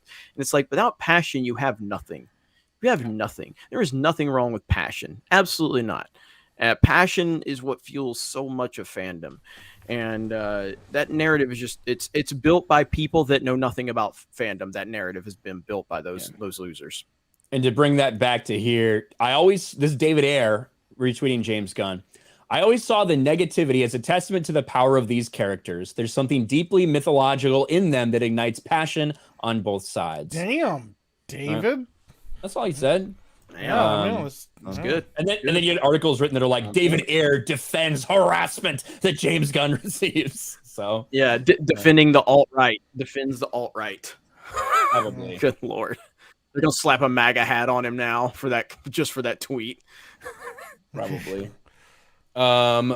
Where Sarah Tano for $10. What's up, Sarah? Great show. Have a great night. Hopefully I can tune into FNT as I wait at the airport during a severe freeze drop. Hoping my flight isn't canceled. Merry Christmas if I don't get to say it later. Yeah, it's going to get cold all around the country here, I guess, next couple days. But Merry Christmas, Sarah. Jack Hudson, I see my boy Dom. Thank you. I see Dominic in the chat. Dominic, who gives a ton of gifted memberships over on Geeks Gamers Play. And I guess I got to ask the question: what's going to happen first? Is Christinova going to get her blue check mark, or is Geeks and Gamers going to get gifted memberships, the main channel? Which one do you guys think? Which one do you guys think is going to happen first? I don't think we're ever going to get gifted fucking memberships. Yeah, I'm not particularly invested in either story, but I think that probably the blue check mark, because we don't really know why we don't have gifted membership. It doesn't make any sense. So it doesn't. It really is strange. Jack Hudson for $2 for the corgi sticker. Thank you. Jeff K for $20. My name Jeff, and I disavow. Thank you, Jeff K. Jonathan Cable for 20. I came across Gary before The Rings of Trash aired and discovered all you guys. It's been an awesome year following all the content with a refreshing community of independent thinkers. Merry Christmas to all. Chris is the man. I think he just stepped out, probably to take a pee break. So, but we'll tell him when he gets back. Chris is the man. He is the man. Gunner for 50 Norwegian. Movies like Maverick, Minions, Avatar bring in infrequent moviegoers. Citation, Box Office Pro. Maybe that's true. I've seen some of the Box Office Pros breakdowns of this stuff as well, so makes sense. Milo Hill for 5. The Blue Man Group should be the ones outraged that James Cameron didn't pick them to play Avatar. Yeah. Yes. Justice for the Blue Man Group. That's pretty funny. No. They've been fired, by the way. They no longer have a job at Universal either. The Blue Man Group, really? I heard that they got caught touching people. And they completely denied it until they found a bunch of blue paint marks on girls' skirts and stuff. And they kind of just put 2 and 2 together. Slain Hope for $10. I just had a genius idea. I remembered the game Night Trap. How awesome would it be if the whole Geeks and Gamers crew made a Peeping Tom live action game in the spirit of Night Trap, aka low budget? I don't know what Night that Trap. is. That was a great game for like the Sega CD. It was a full motion video game done by Tom Zito. They just released it. You could get like this. There's this company that does retro games, and they just released it for like the PS4. But yeah, that would be a weird, fun game. I think I'm the one that played it. That and Sewer Shark. That sounds weird. Yeah, those games weren't that popular, but I liked them.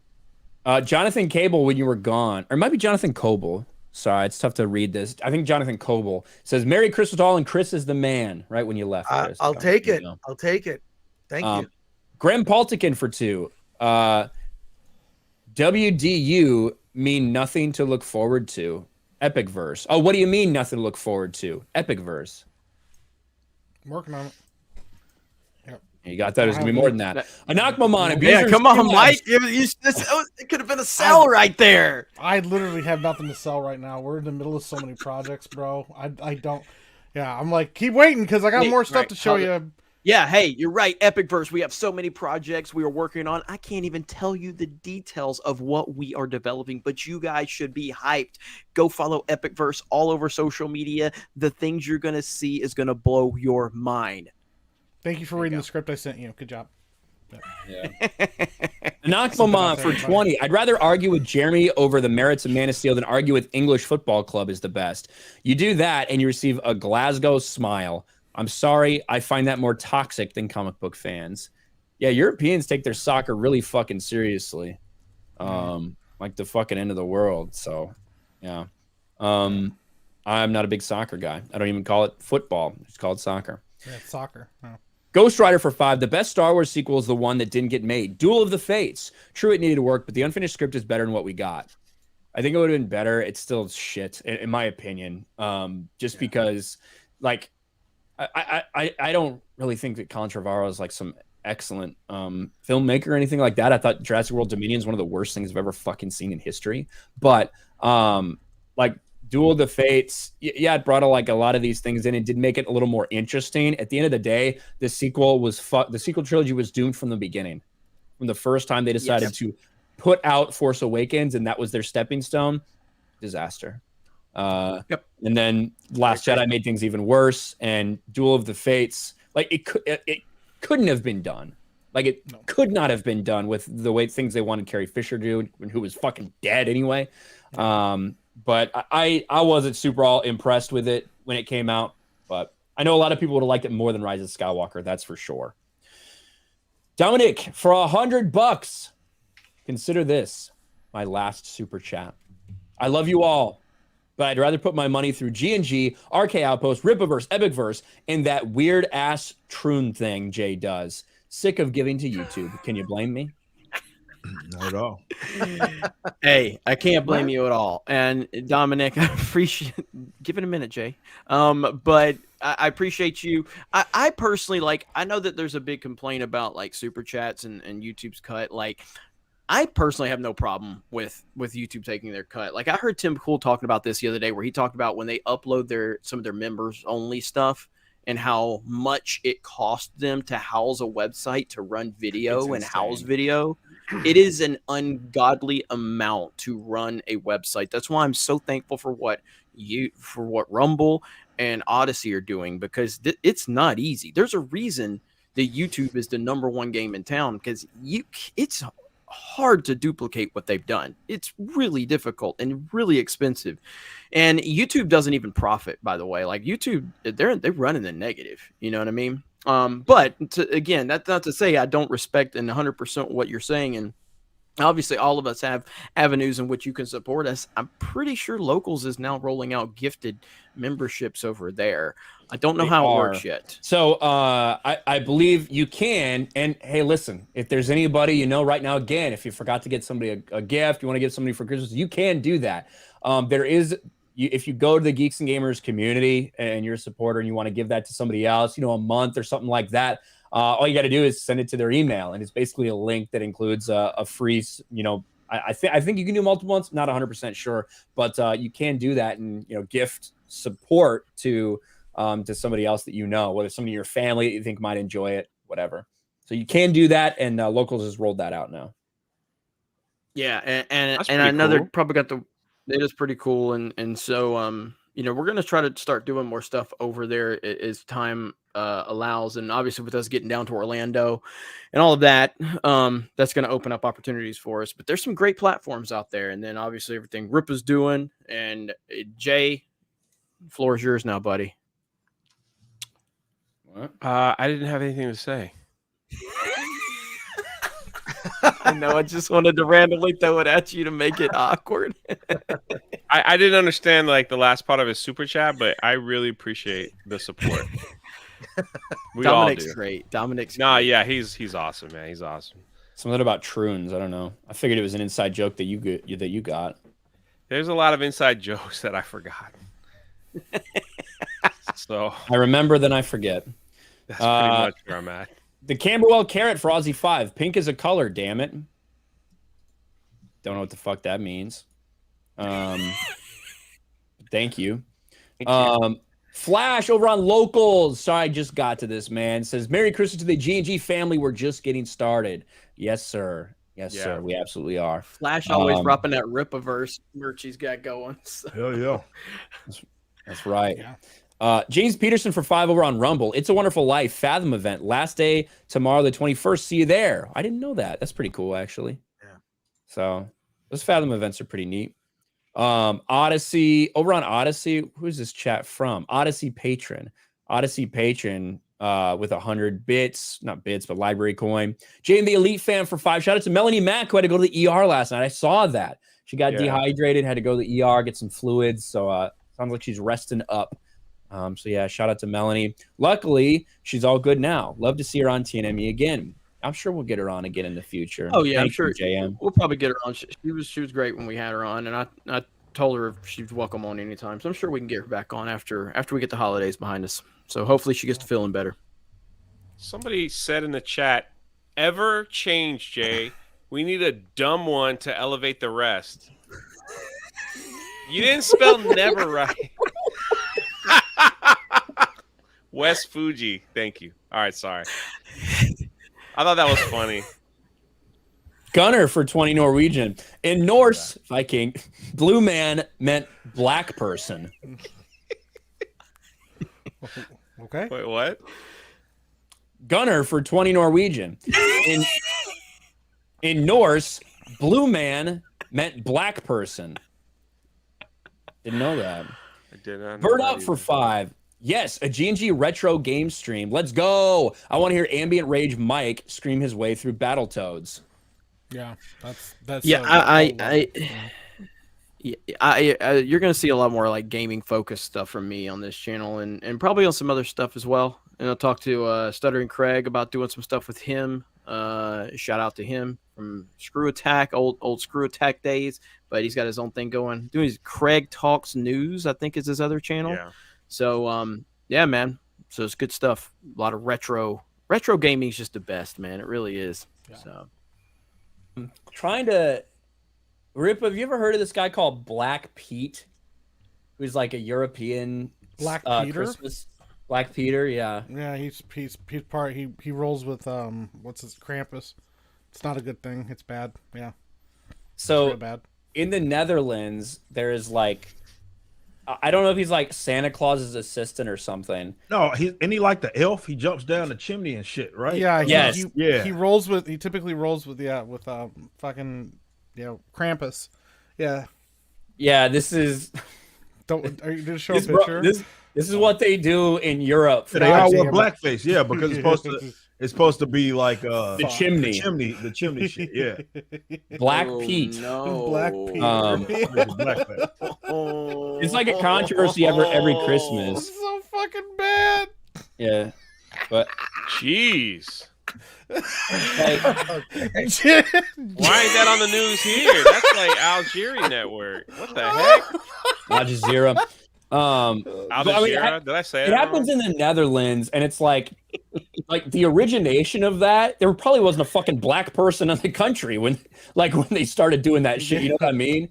So, but it is crazy. Yeah. They did that in an episode of The Office as well. They did. That is one thing. They removed that scene in The Office. Really? It's one of the only things they've ever removed from that show, because that show really isn't that offensive. No.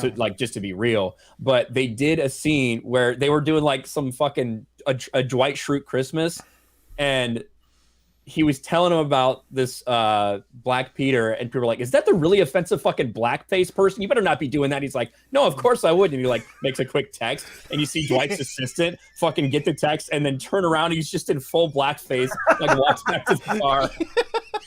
Yeah. Oh, no. Yeah. Oh no. They also blackface is like a big thing that they're taking like that shit out of stuff. There's several episodes of Always Sunny in Philadelphia that have been removed. That show is fucking. Did they really remove the episodes? Those have been removed from Hulu because of blackface, and they've done it's like 7 episodes that they've done it in. Yeah, they did the one where Lethal Weapon. They do the Lethal. They do like Lethal Weapon sequels, and for whoever plays Murtaugh, they go blackface in it, and it's so fucking funny too. And they like. And then I think when Dennis plays Riggs, he has like an Australian accent. Like, even though Mel Gibson doesn't have one, it's so fucking stupid, but it's really funny. Yeah, that's fucking hilarious. It's fucking so stupid. Oh, it's so fucking bad, Always Sunny is one of like my favorite fucking shows of all time. They'd push the boundaries there. Mary Nicholson for $10. Zwart Piet is just a man covered in soot because the Netherlands Sinterklaas doesn't deliver presents down the chimney. Piet does. My fiance is born and bred Dutch, and yes, Piet is not black. Exactly. So that's kind of why it's still around and hasn't yet been canceled, because the people that are criticizing it don't live in the country. They don't fucking understand. So, but when you do see it, it's just shocking for us, across the globe. Marcus Henry for $5. Bad Santa is an underrated Christmas movie. Hilarious. Yeah. Love that movie. I like Bad Santa. It's good. It's not one of my go-tos, but I do like it. The Camberwell Carrot. Rip would probably like that one. Rip would probably like Bad Santa. Yeah. All right. Yeah. There you go. See, that's his Christmas movie right there. We got a Christmas movie for Ripa. There we go. The Camberwell Carrot for $5. Probably clickbait, but I heard Chandler Riggs is Superboy. I don't think they don't have any idea who's playing who yet. I don't think they have any idea. Brandon, bring Brandon Routh back at this point. So, yeah, I don't think he's young enough. I don't care. Kenyon for $5. How can they get rid of Cavill, The Rock, Godot, etc., and still put out that Ezra Miller crap? Well, the difference is that they've spent $200 million on that movie and want to try to recoup something. That's the difference. I fully expect them to separate from Ezra Miller as soon as that movie's out, but you can't. Like, I think they're harming their box office results even now, putting out as much info as they are. You can't say, yeah, by the way, Ezra Miller's done as The Flash, and expect people to go and fucking show up to this movie. Yeah. You can't do it. Mm-hmm. So I get it. Like, that's a tough position to be in, but I think that's the reality. John Krushke for $5. Fuck Gunn. He said it just a small minority of fans. He's about to find out. Yeah. East Coast Toasty Boy for $5. Twitter may keep banning me, but as Sergeant Savage, John Burke says, I'm like herpes. You can't get rid of me. I'll keep coming back. Wilson Tavares for 5. Don't care if you're a fan of Zack Snyder's vision or not, but we're so close to finally seeing Superman vs. Darkseid on the big screen. Now it's canned. Yeah, I don't know if we're ever going to see that. Laura Lynn Lance for 5. What happened to having a thick skin? Wonder why James felt the need to whine. And Jay, my Canadian bear, still love you. Smooches. And hi to my bestie, Tom. Thank you. Rogue Attraction, Tom? I don't know. What? I figured you'd know. It seemed like you'd know based on the super chat. But shout out to Tom. Quint for 2. Is my huge sausage cult app appropriation? What? All right. Is my huge sausage cultural appropriation is what you meant to say. Maybe Quint. David G for 5. The nuclear family key jangling in a new Tall Smurf movie is to Trojan horse global warming activism into the collective subconsciousness. There's no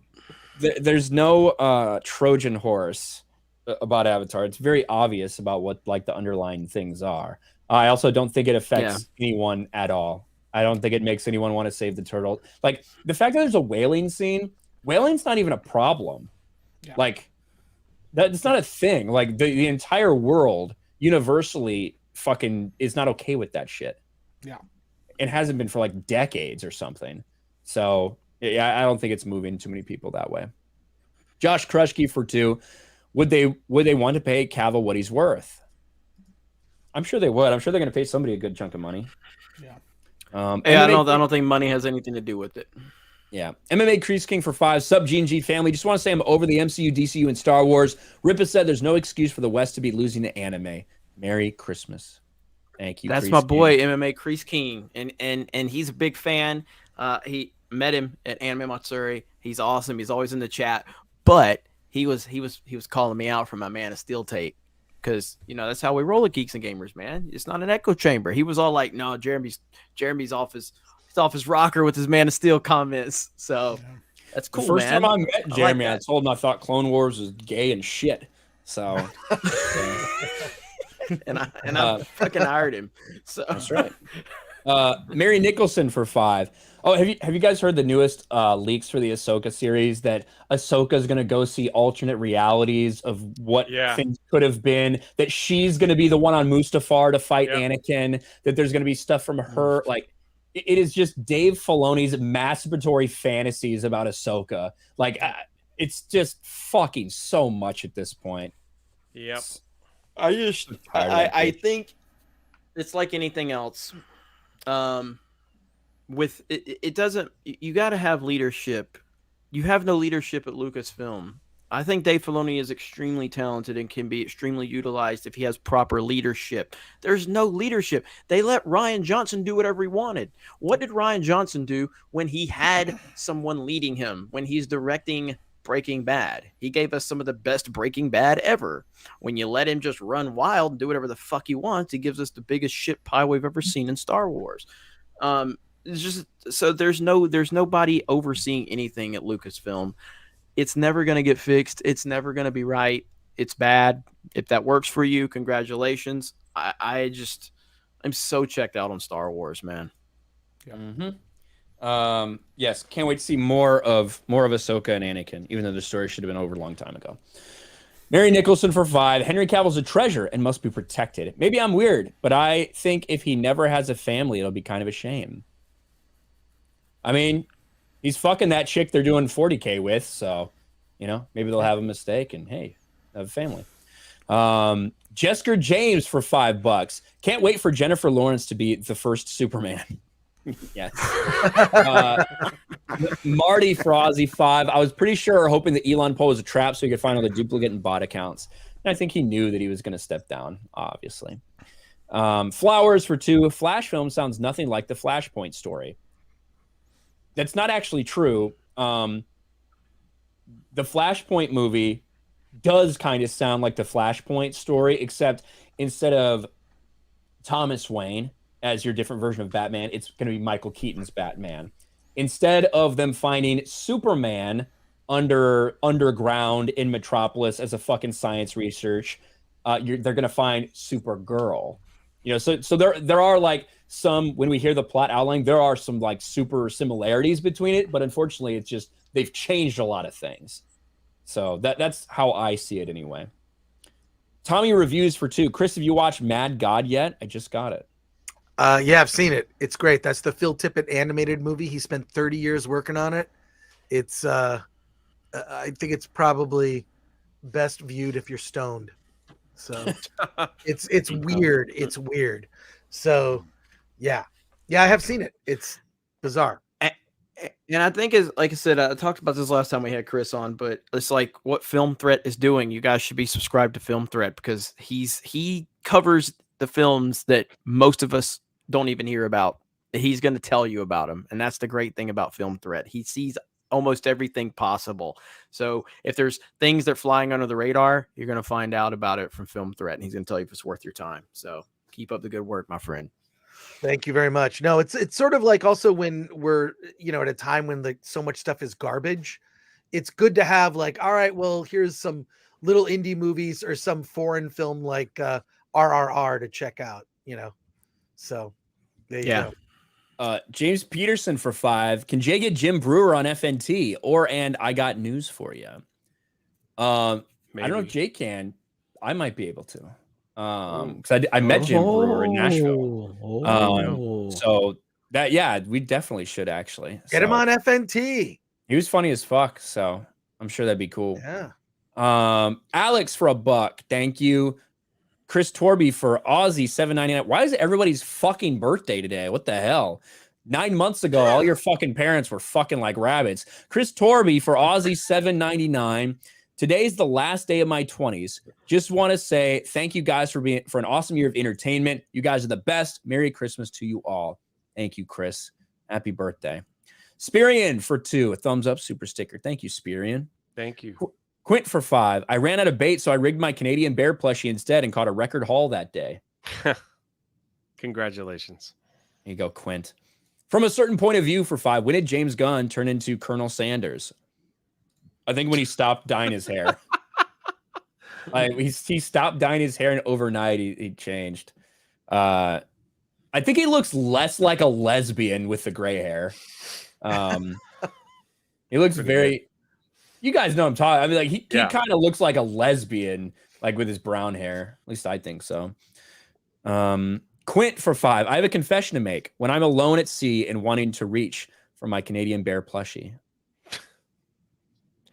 Bland Evans for 5. Has anyone seen articles about Donald Glover starring in Spider-Man with villain Hypno Hustler, Eddie Murphy's son Miles as writer? I did see something about that. Donald Glover as Hypno Hustler. I don't know what validity there is to it though, but I did see some reports about that. And Knock Maman for 5. Quick question for Jay. Did you get stuck in your game again? Sorry, but watching you trapped in that game on Twitch was hilarious. I did not get stuck twice, just once. Nice. For a very long time. Yeah. KJ for 5. like another hour. Oh, sorry. Go ahead. KJ for 5. Not sure if you covered this earlier, but the new Avengers looks like an absolute joke. Not to beat a dead horse, but it's further proof MCU 5 is DOA. It's a joke. I haven't seen any official announcements, but basically, I mean, it makes sense based on who you have. It's like, hey, Captain Falcon is going to lead the Avengers with Shuri, She-Hulk, fucking Shang-Chi, like a couple other people. I mean, it's going to be terrible. It's so obviously. bad. It's so like, what's worse right now, Marvel or Star Wars? I'd say Star Marvel. Wars. I don't know. I'd say Marvel. But did you see the description? The official description of the Marvels was released. No, it's on, you can find it on Twitter. I think I screen capped it, but yeah, you can find it. It's the official description of the Marvels movie, and it sounds fucking terrible. The Marvel synopsis. It's Marvel Hold synopsis. On. All right, yeah. we'll react to this right now. I haven't seen it. Ripple will get a kick out of this. The Marvel synopsis. Rippa needs to turn his damn channel into a fuck Marvel channel, and he will blow the fuck up, dude. If that's all he does is just shits on Marvel, he'd kill it. He'd kill it. Yeah. All right, here's very skinny Brie. The Marvel synopsis teases titular trio's mission. The titular trio. A brand new synopsis from Marvel Studios' upcoming Captain Marvel sequel, The Marvels. I like how it's a Captain Marvel sequel, but they had to add a bunch of people of color into it for protection. Has been revealed via the direct. It provides us with a detailed premise of Captain Marvel, Miss Marvel, and Monica Rambeau's world-saving mission, which involves a wormhole and a Kree revolutionary who's going to lead January 6th that will lead the trio to form an unlikely connection. Quote, Carol Danvers, a.k.a. fake Captain Marvel, has reclaimed her identity from the tyrannical Kree and taken revenge on the supreme intelligence. But unintended consequences see Carol shouldering the burden of a destabilized universe when her duties send her to an anomalous wormhole linked to a Kree revolutionary. Her powers become entangled with that of Jersey City superfan Kamala Khan, a.k.a. Miss Marvel, and Carol's estranged niece, Captain Monica Rambeau. Together. The fact that they call her that, oh my, I don't know, whatever, man. The niece part, the estranged niece. That fucking shit used to aggravate. Like before, like people start. I know they're gonna go to bat for like Monica. I was like the only one after the Captain Marvel movie doing like video after video after video. Fucking like they have ran this goddamn character into the ground by having her look up to fucking Carol Danvers. It's retarded. It should have never happened. And they are really going to go in on that. And goddamn, that company's retarded. Everybody works for Marvel's retarded. Together, this unlikely trio, very diverse and powerful, must team up to learn to work in concert to save the universe as the Marvels. Is that the synopsis you were looking for, Chris? Yeah, that was it. It sounds that's not gonna that's dead on arrival. Marvel sounds awful. 100% dead on arrival. No way around that. Yes. I don't see how that's gonna make any fucking money. Yeah. And it's opening July 28th, I believe. It'll do $1 billion. Yep. Ain't no way. No. They All can't the they don't got sandwich in between fucking Infinity War and it's gonna be sandwiched in between Guardians of the Galaxy 3 and fucking Loki season 2 or something. That shit's dead on arrival, bro. All the theaters will be empty and it'll make $1 billion. It's gonna be sandwiched between Guardians of the Galaxy 3 and the like the Echo series or some dumb shit. Yeah, that's some hot shit right there. Oh boy, it's gonna be a bloodbath. That's for sure. Wonder how much they're spending on that. Too much. Probably out. Yeah, that's probably the most accurate term. Too much. If you spending $5, it'd be a fucking loss. Yeah. Actually, Alan Ng was at D23 and he saw footage from it. He said his quote was, "It's not for us. It's like a Disney Channel show." So, but it's a channel for young, stupid, like quasi non-binary, like almost females. Is that who the show's for? Yeah, it's just he wasn't particularly impressed. There you go. Slain Hope for 2, more like The Pretenders. That's true. All right, let me run through these member chats. Taters Vivo, hashtag J&As. GJJ at My Nerdy Home for CEO. Positions Ryan would filled. never allow that. Ryan would never allow it. I'd allow it. I just quit. Seratano, member for 11 months. This is Seratano, the real ST. Absolutely no fraud going on here. I'm voting via chat to have Jeremy remain as oh crap, ran out of room. Stop the. That was a whole number chat. That was good. Michael Skiway becomes a member. Thank you. Marty for 4 months. Start small with the new DC. Do non-main characters. You can work out how to connect them later if people like the stories and characters. I think you got to start with Superman. I think you got to establish a Superman. As I said, I said it on Friday Night Tights. All you needed was to start out with Superman. If you fuck that up, nothing else matters. You start out with Superman, you knock it out of the park, just like the MCU started out, and they killed it with Iron Man, even though Iron Man wasn't a top tier, character at the time. You brought him in, you killed it, and you started it. If you start out and make a great Superman movie, it's going to win everybody over. That's how you do it. And there's only one motherfucker that you can be cast in that to hope that happens, and you fired him. It's so frustrating. It really is, man. It really is. Jesus Davila, member for 13 months. Thank you. Corners Pub Gaming becomes a channel member. Thank you. D Kenyon becomes a channel member. Thank you. Slain Hope, member for 5 months. The Night Trap anniversary trailer's out. If it's unfamiliar, you see the potential. All you need is a house and some prop makers. Oh yeah, Night Trap. When you were talking about that, I had you were skipping out so bad, but Night Trap was like back on was it the Sega? Does it the CD Sega CD that it was on? And is that what it's? Am I right about that? Originally on the Sega CD. Yeah, yeah. And it had such like if you look at the cover, like it's a cover. It's a game you want to play. Like I had a Panasonic 3DO back in the '82, so I had like Demolition Man, Jurassic Park Interactive. That's what that kind of game was. It kind of had that feel to it. That's old school stuff, man. So, hell yeah. Rob for $2. They're doing the Nega Bands with Kamala/Carol. That doesn't at all fucking surprise me, man. Like they it's like they find new ways to just shit on fucking OG Captain Marvel, Kel Quasar even, and they're not gonna utilize. Well, technically, I guess Marvel exists. He's just a woman.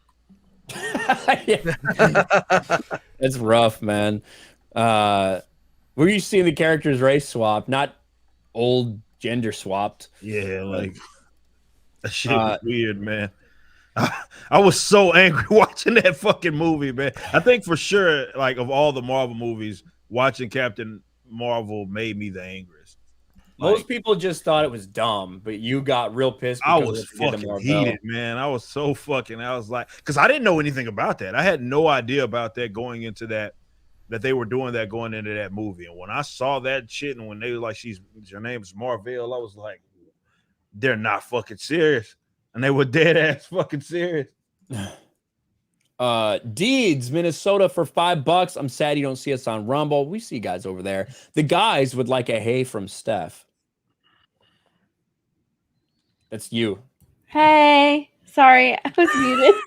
She's for everybody that wonders, like I know they just sit there and go, "Oh, Steph and Krista, they don't do anything." They're actually working. Like they're taking timestamps, they're compiling super chats, they're trying to share links. So they get a little caught off guard when we ask for them to do something. They're like, "What?"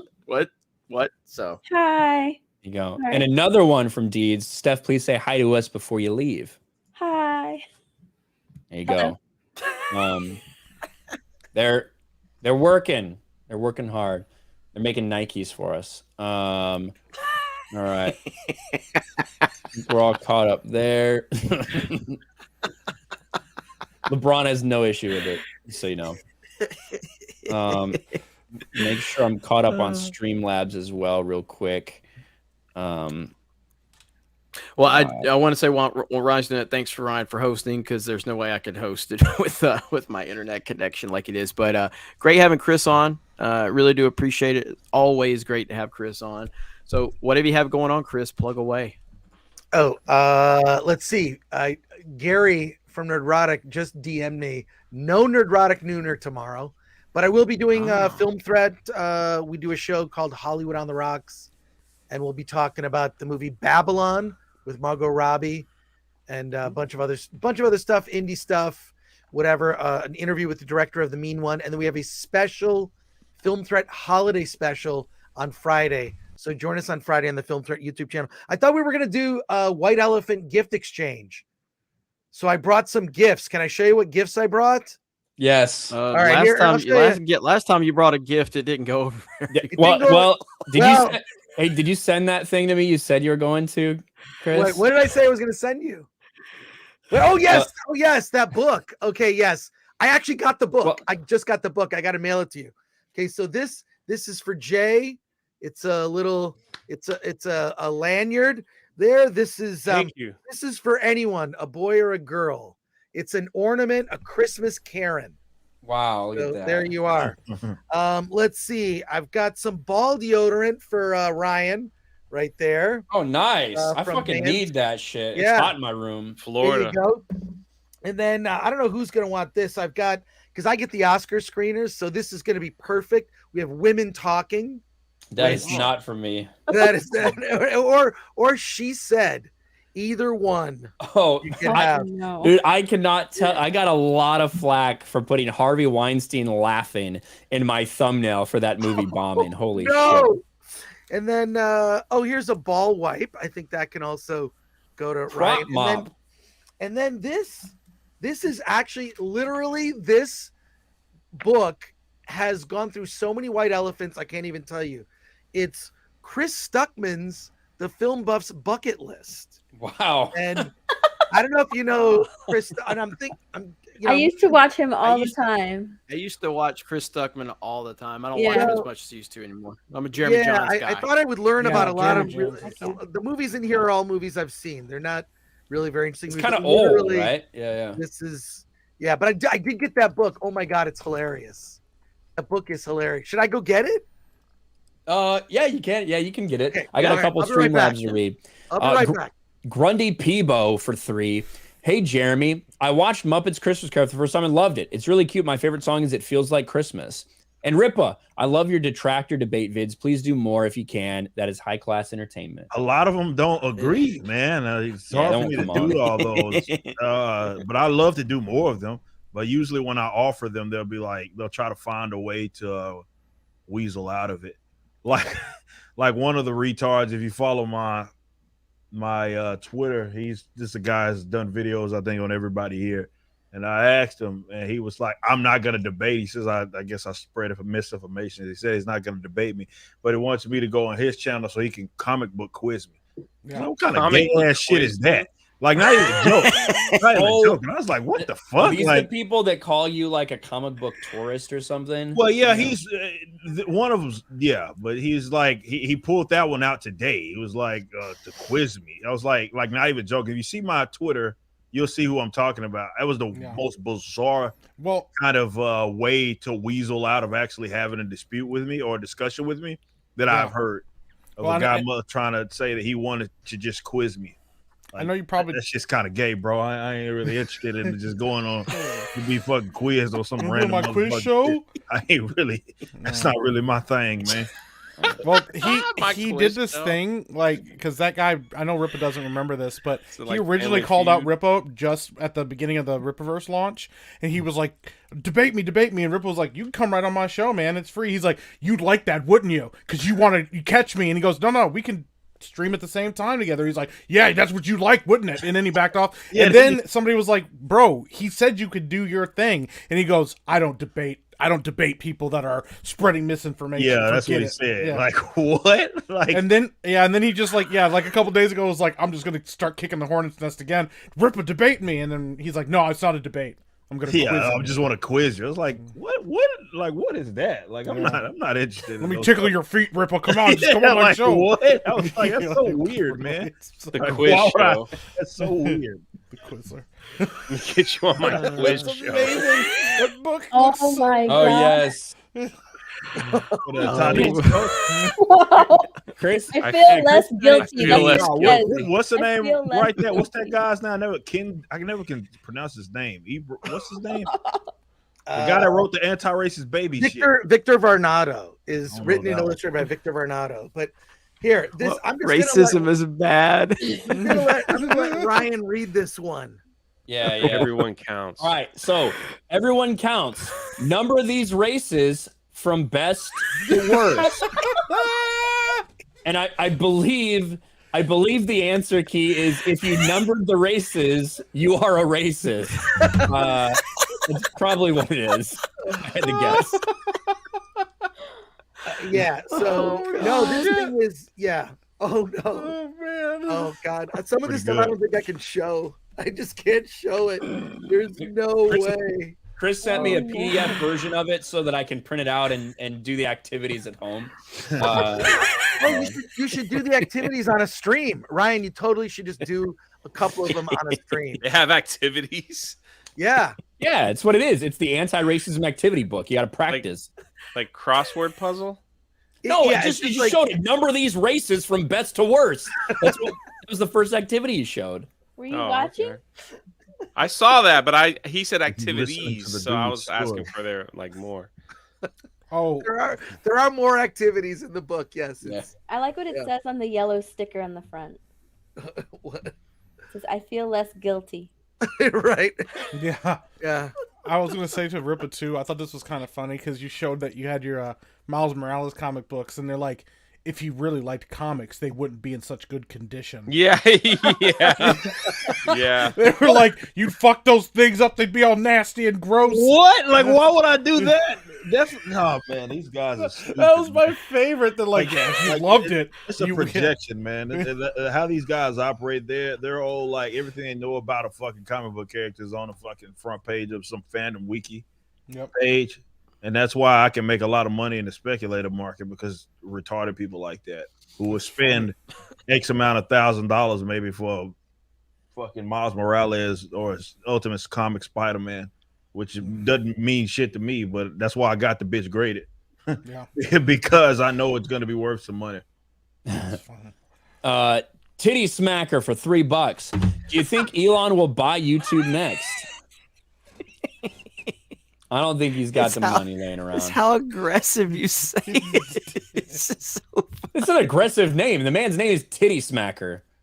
How are you supposed to say it? Am I supposed to say it like he's fucking applying for a job at Lowe's? Like, how am I supposed to say Titty Smacker? It's pretty funny. But no, I don't think Elon will buy YouTube next, unfortunately. No. Jolly Roger. I think he will. If anything, he'll try to compete with them in some capacity from a content creator standpoint. But it would be pretty much career suicide for him to. How much is YouTube's market value? What is it? It's like no fucking idea. It's but more than what buy Elon's net worth. Yeah, he couldn't buy it. It's massive. So he would have to have investors and partners. It's not going to happen. Jolly Roger for $9. Ryan, that Jay Shields vid was great. Yeah, it took me fucking 2 days to get it monetized. Thanks, YouTube. I'm not into any sports besides combat and strength. Would love to see more of that on Sports Wars. Please check out MMA Guru on YouTube. Maybe get him on stream for some betting tips and MMA news. He's growing rapidly on YouTube. I'll check him out. I would love to have some more coverage of MMA. It's just, we got limited personnel over there. But thank you, Jolly Roger, for the suggestion. Samurai Vader for $3. Shout out for Player Essence for reaching 100K. Jay got a shout out on his channel too. Check your DM. Also, Ripa, Danny Wells passed away. Oh shit.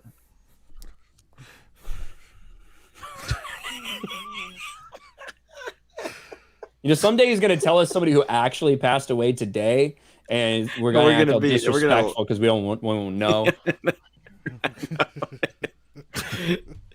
It's kind of to the point where sometimes I'm shocked to hear certain people died because just on the Ripper shit. I didn't know.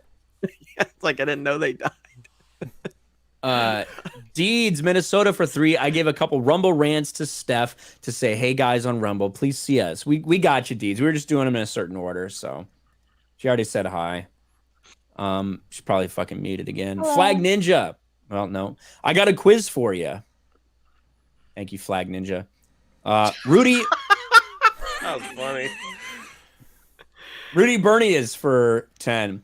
Any thoughts on that film, Bringing Back a Christmas Story Kid, who we all adore and enjoy? You'll shoot your eye out. I heard it was good. Somebody said it was good. I haven't seen it. I haven't seen it. I'm dying to see it, though, because, yeah, I think it'll be good. That trailer looked entertaining. So. ENTP Diary for 20. My 6-year-old niece. That's the one who sent the big 350 and the 50 earlier. I know. My 6-year-old niece wants to super chat you this song that doesn't end. Yes, it goes on and on, my friends. Some people started singing it, not knowing what it was, and they'll continue singing it forever just because. Well, there you go. To ENTP Dairy's niece, 6 years old, we get the song that never ends. This is the song that never ends. You know that, Ryan? And it goes Go on for it, Jay. and on, Sing it. my friends. Sing. Some people started singing it. I forgot the lyrics right there. Not knowing what it was. Not knowing what it was, but and they'll continue singing it forever just because. Forever just because it is the song. And it just repeats. Mm-hmm. It's Lamb Chop, right? It repeats until you decide one of the kids needs to be slapped, usually. Yeah. So yes. Throw something at them if they're far away, Sketch for $2. Come on, Jay. Why? I don't know. Yeah, I don't know what that's in response to. I don't Son either. is so defeated. Too. No, I'm good. I'm good. Rumble rant from Deeds, Minnesota for 5. One more chat. Jay, are you streaming Saturday? Ryan is Sunday, but didn't hear your schedule. Yes. I'll be on location. I won't be home, but yeah, I'll be streaming Saturday on Christmas Eve. And we listen to everyone here in the Geeks and Gamers family community, and you guys said it. You want Ryan to host Mario Kart every single Sunday. I appreciate the feedback. Ryan is really looking forward to it. He's really happy about it. So looks like you'll have Ryan after Christmas. We'll be back. Ryan hosting every Sunday. That was miserable. How you feel about man. that, Ryan? I don't like it. We're not playing Christmas. Why aren't you going to do a stream on Christmas? You fucking pussy? I'm going to do some type of stream on Christmas. I don't know if I'm going to be home to do Mario Kart, but I will do a stream on Christmas. It's Jesus's fucking birthday. Should be a Mario Kart party. I will if I'm home, I will host Mario Kart Sunday, Christmas. There you go. Just play Mario Party. Throw a birthday party. And we are all caught up. So here we go. Last time we played that, Krista wrecked you, me, and Ripa on the snowball game. It's like one clip. That was funny. Oh yeah, that was funny. That was good. That was funny. All right. Well, thank you guys again. Great show. Thank you to Ryan for hosting, and thank you to everyone. Very, very awesome stream. And Tuesday night's main event just continues to grow every single week. It was awesome having Chris Gore here and the great panel. So I'm gonna let Ryan take us away. Yeah, for sure. Check out everybody here, everything everybody's doing. Subscribe to Film Threat, subscribe to Drunk 3PO, follow My Nerdy Home, follow her on Twitch. She's trying to get 2K by the end of the year, right? Oh, there you go. She nodded yes, so I think that's true. Follow Epic Mike and everybody at the Epic Verse, and of course, stay tuned for all Ripa bashing his fat detractors or whatever the fuck he's doing over there. In addition to ISOM number 2. So we appreciate you guys. You can tell Ryan. You tell when Ryan talks to somebody and he wants them to talk, and they don't say anything like Steph, and he sounds so mad and he just moves on. It's so good. Yes, I'm trying to get to 2K by the end of the year. Bear I'm fell 70 over. away. You sound weird. The Canadian bear fell over. Oh, it did. I went into my mic. Oh. Jay, what about drunk on Pandora or drunk at what about your other Pandora? Oh, it's doing great, man. It's doing great. You're gonna ride it until hey, 2028. Did you might see as the well. list of the release dates? It's crazy. As well. Chris, have you ever been to the land of Avatar at Disney World? I haven't. I'm dying to go. Dude, Now I'm interested.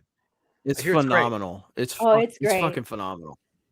Never been. It's the best. It's the best theme park land I've ever seen, and Flight of Passage is probably the best ride I've ever been on in a theme park. It's unbelievable. And this is like before I watched the second one. This is when I thought this first movie was just forgettable crap. Better ride that it I never again even thought because about. they're gonna update it, so it's gonna change a little bit. Nice.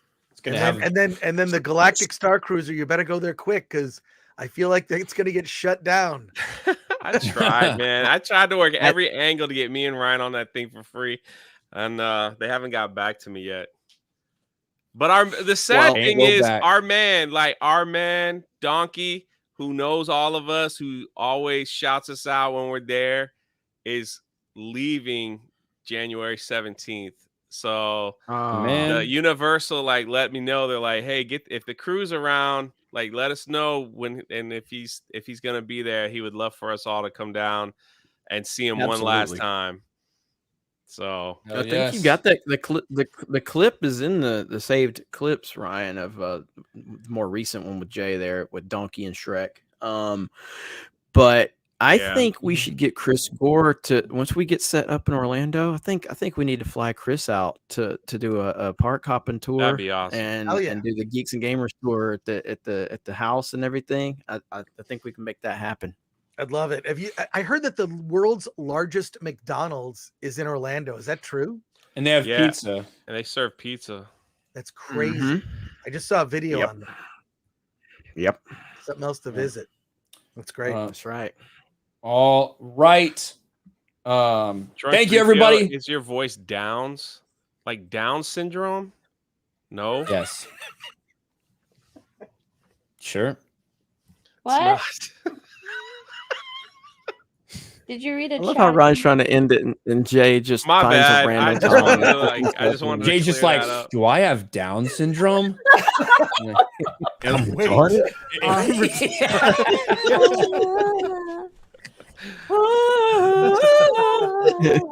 All right, guys. We're fucking out. Bye, everybody. Bye.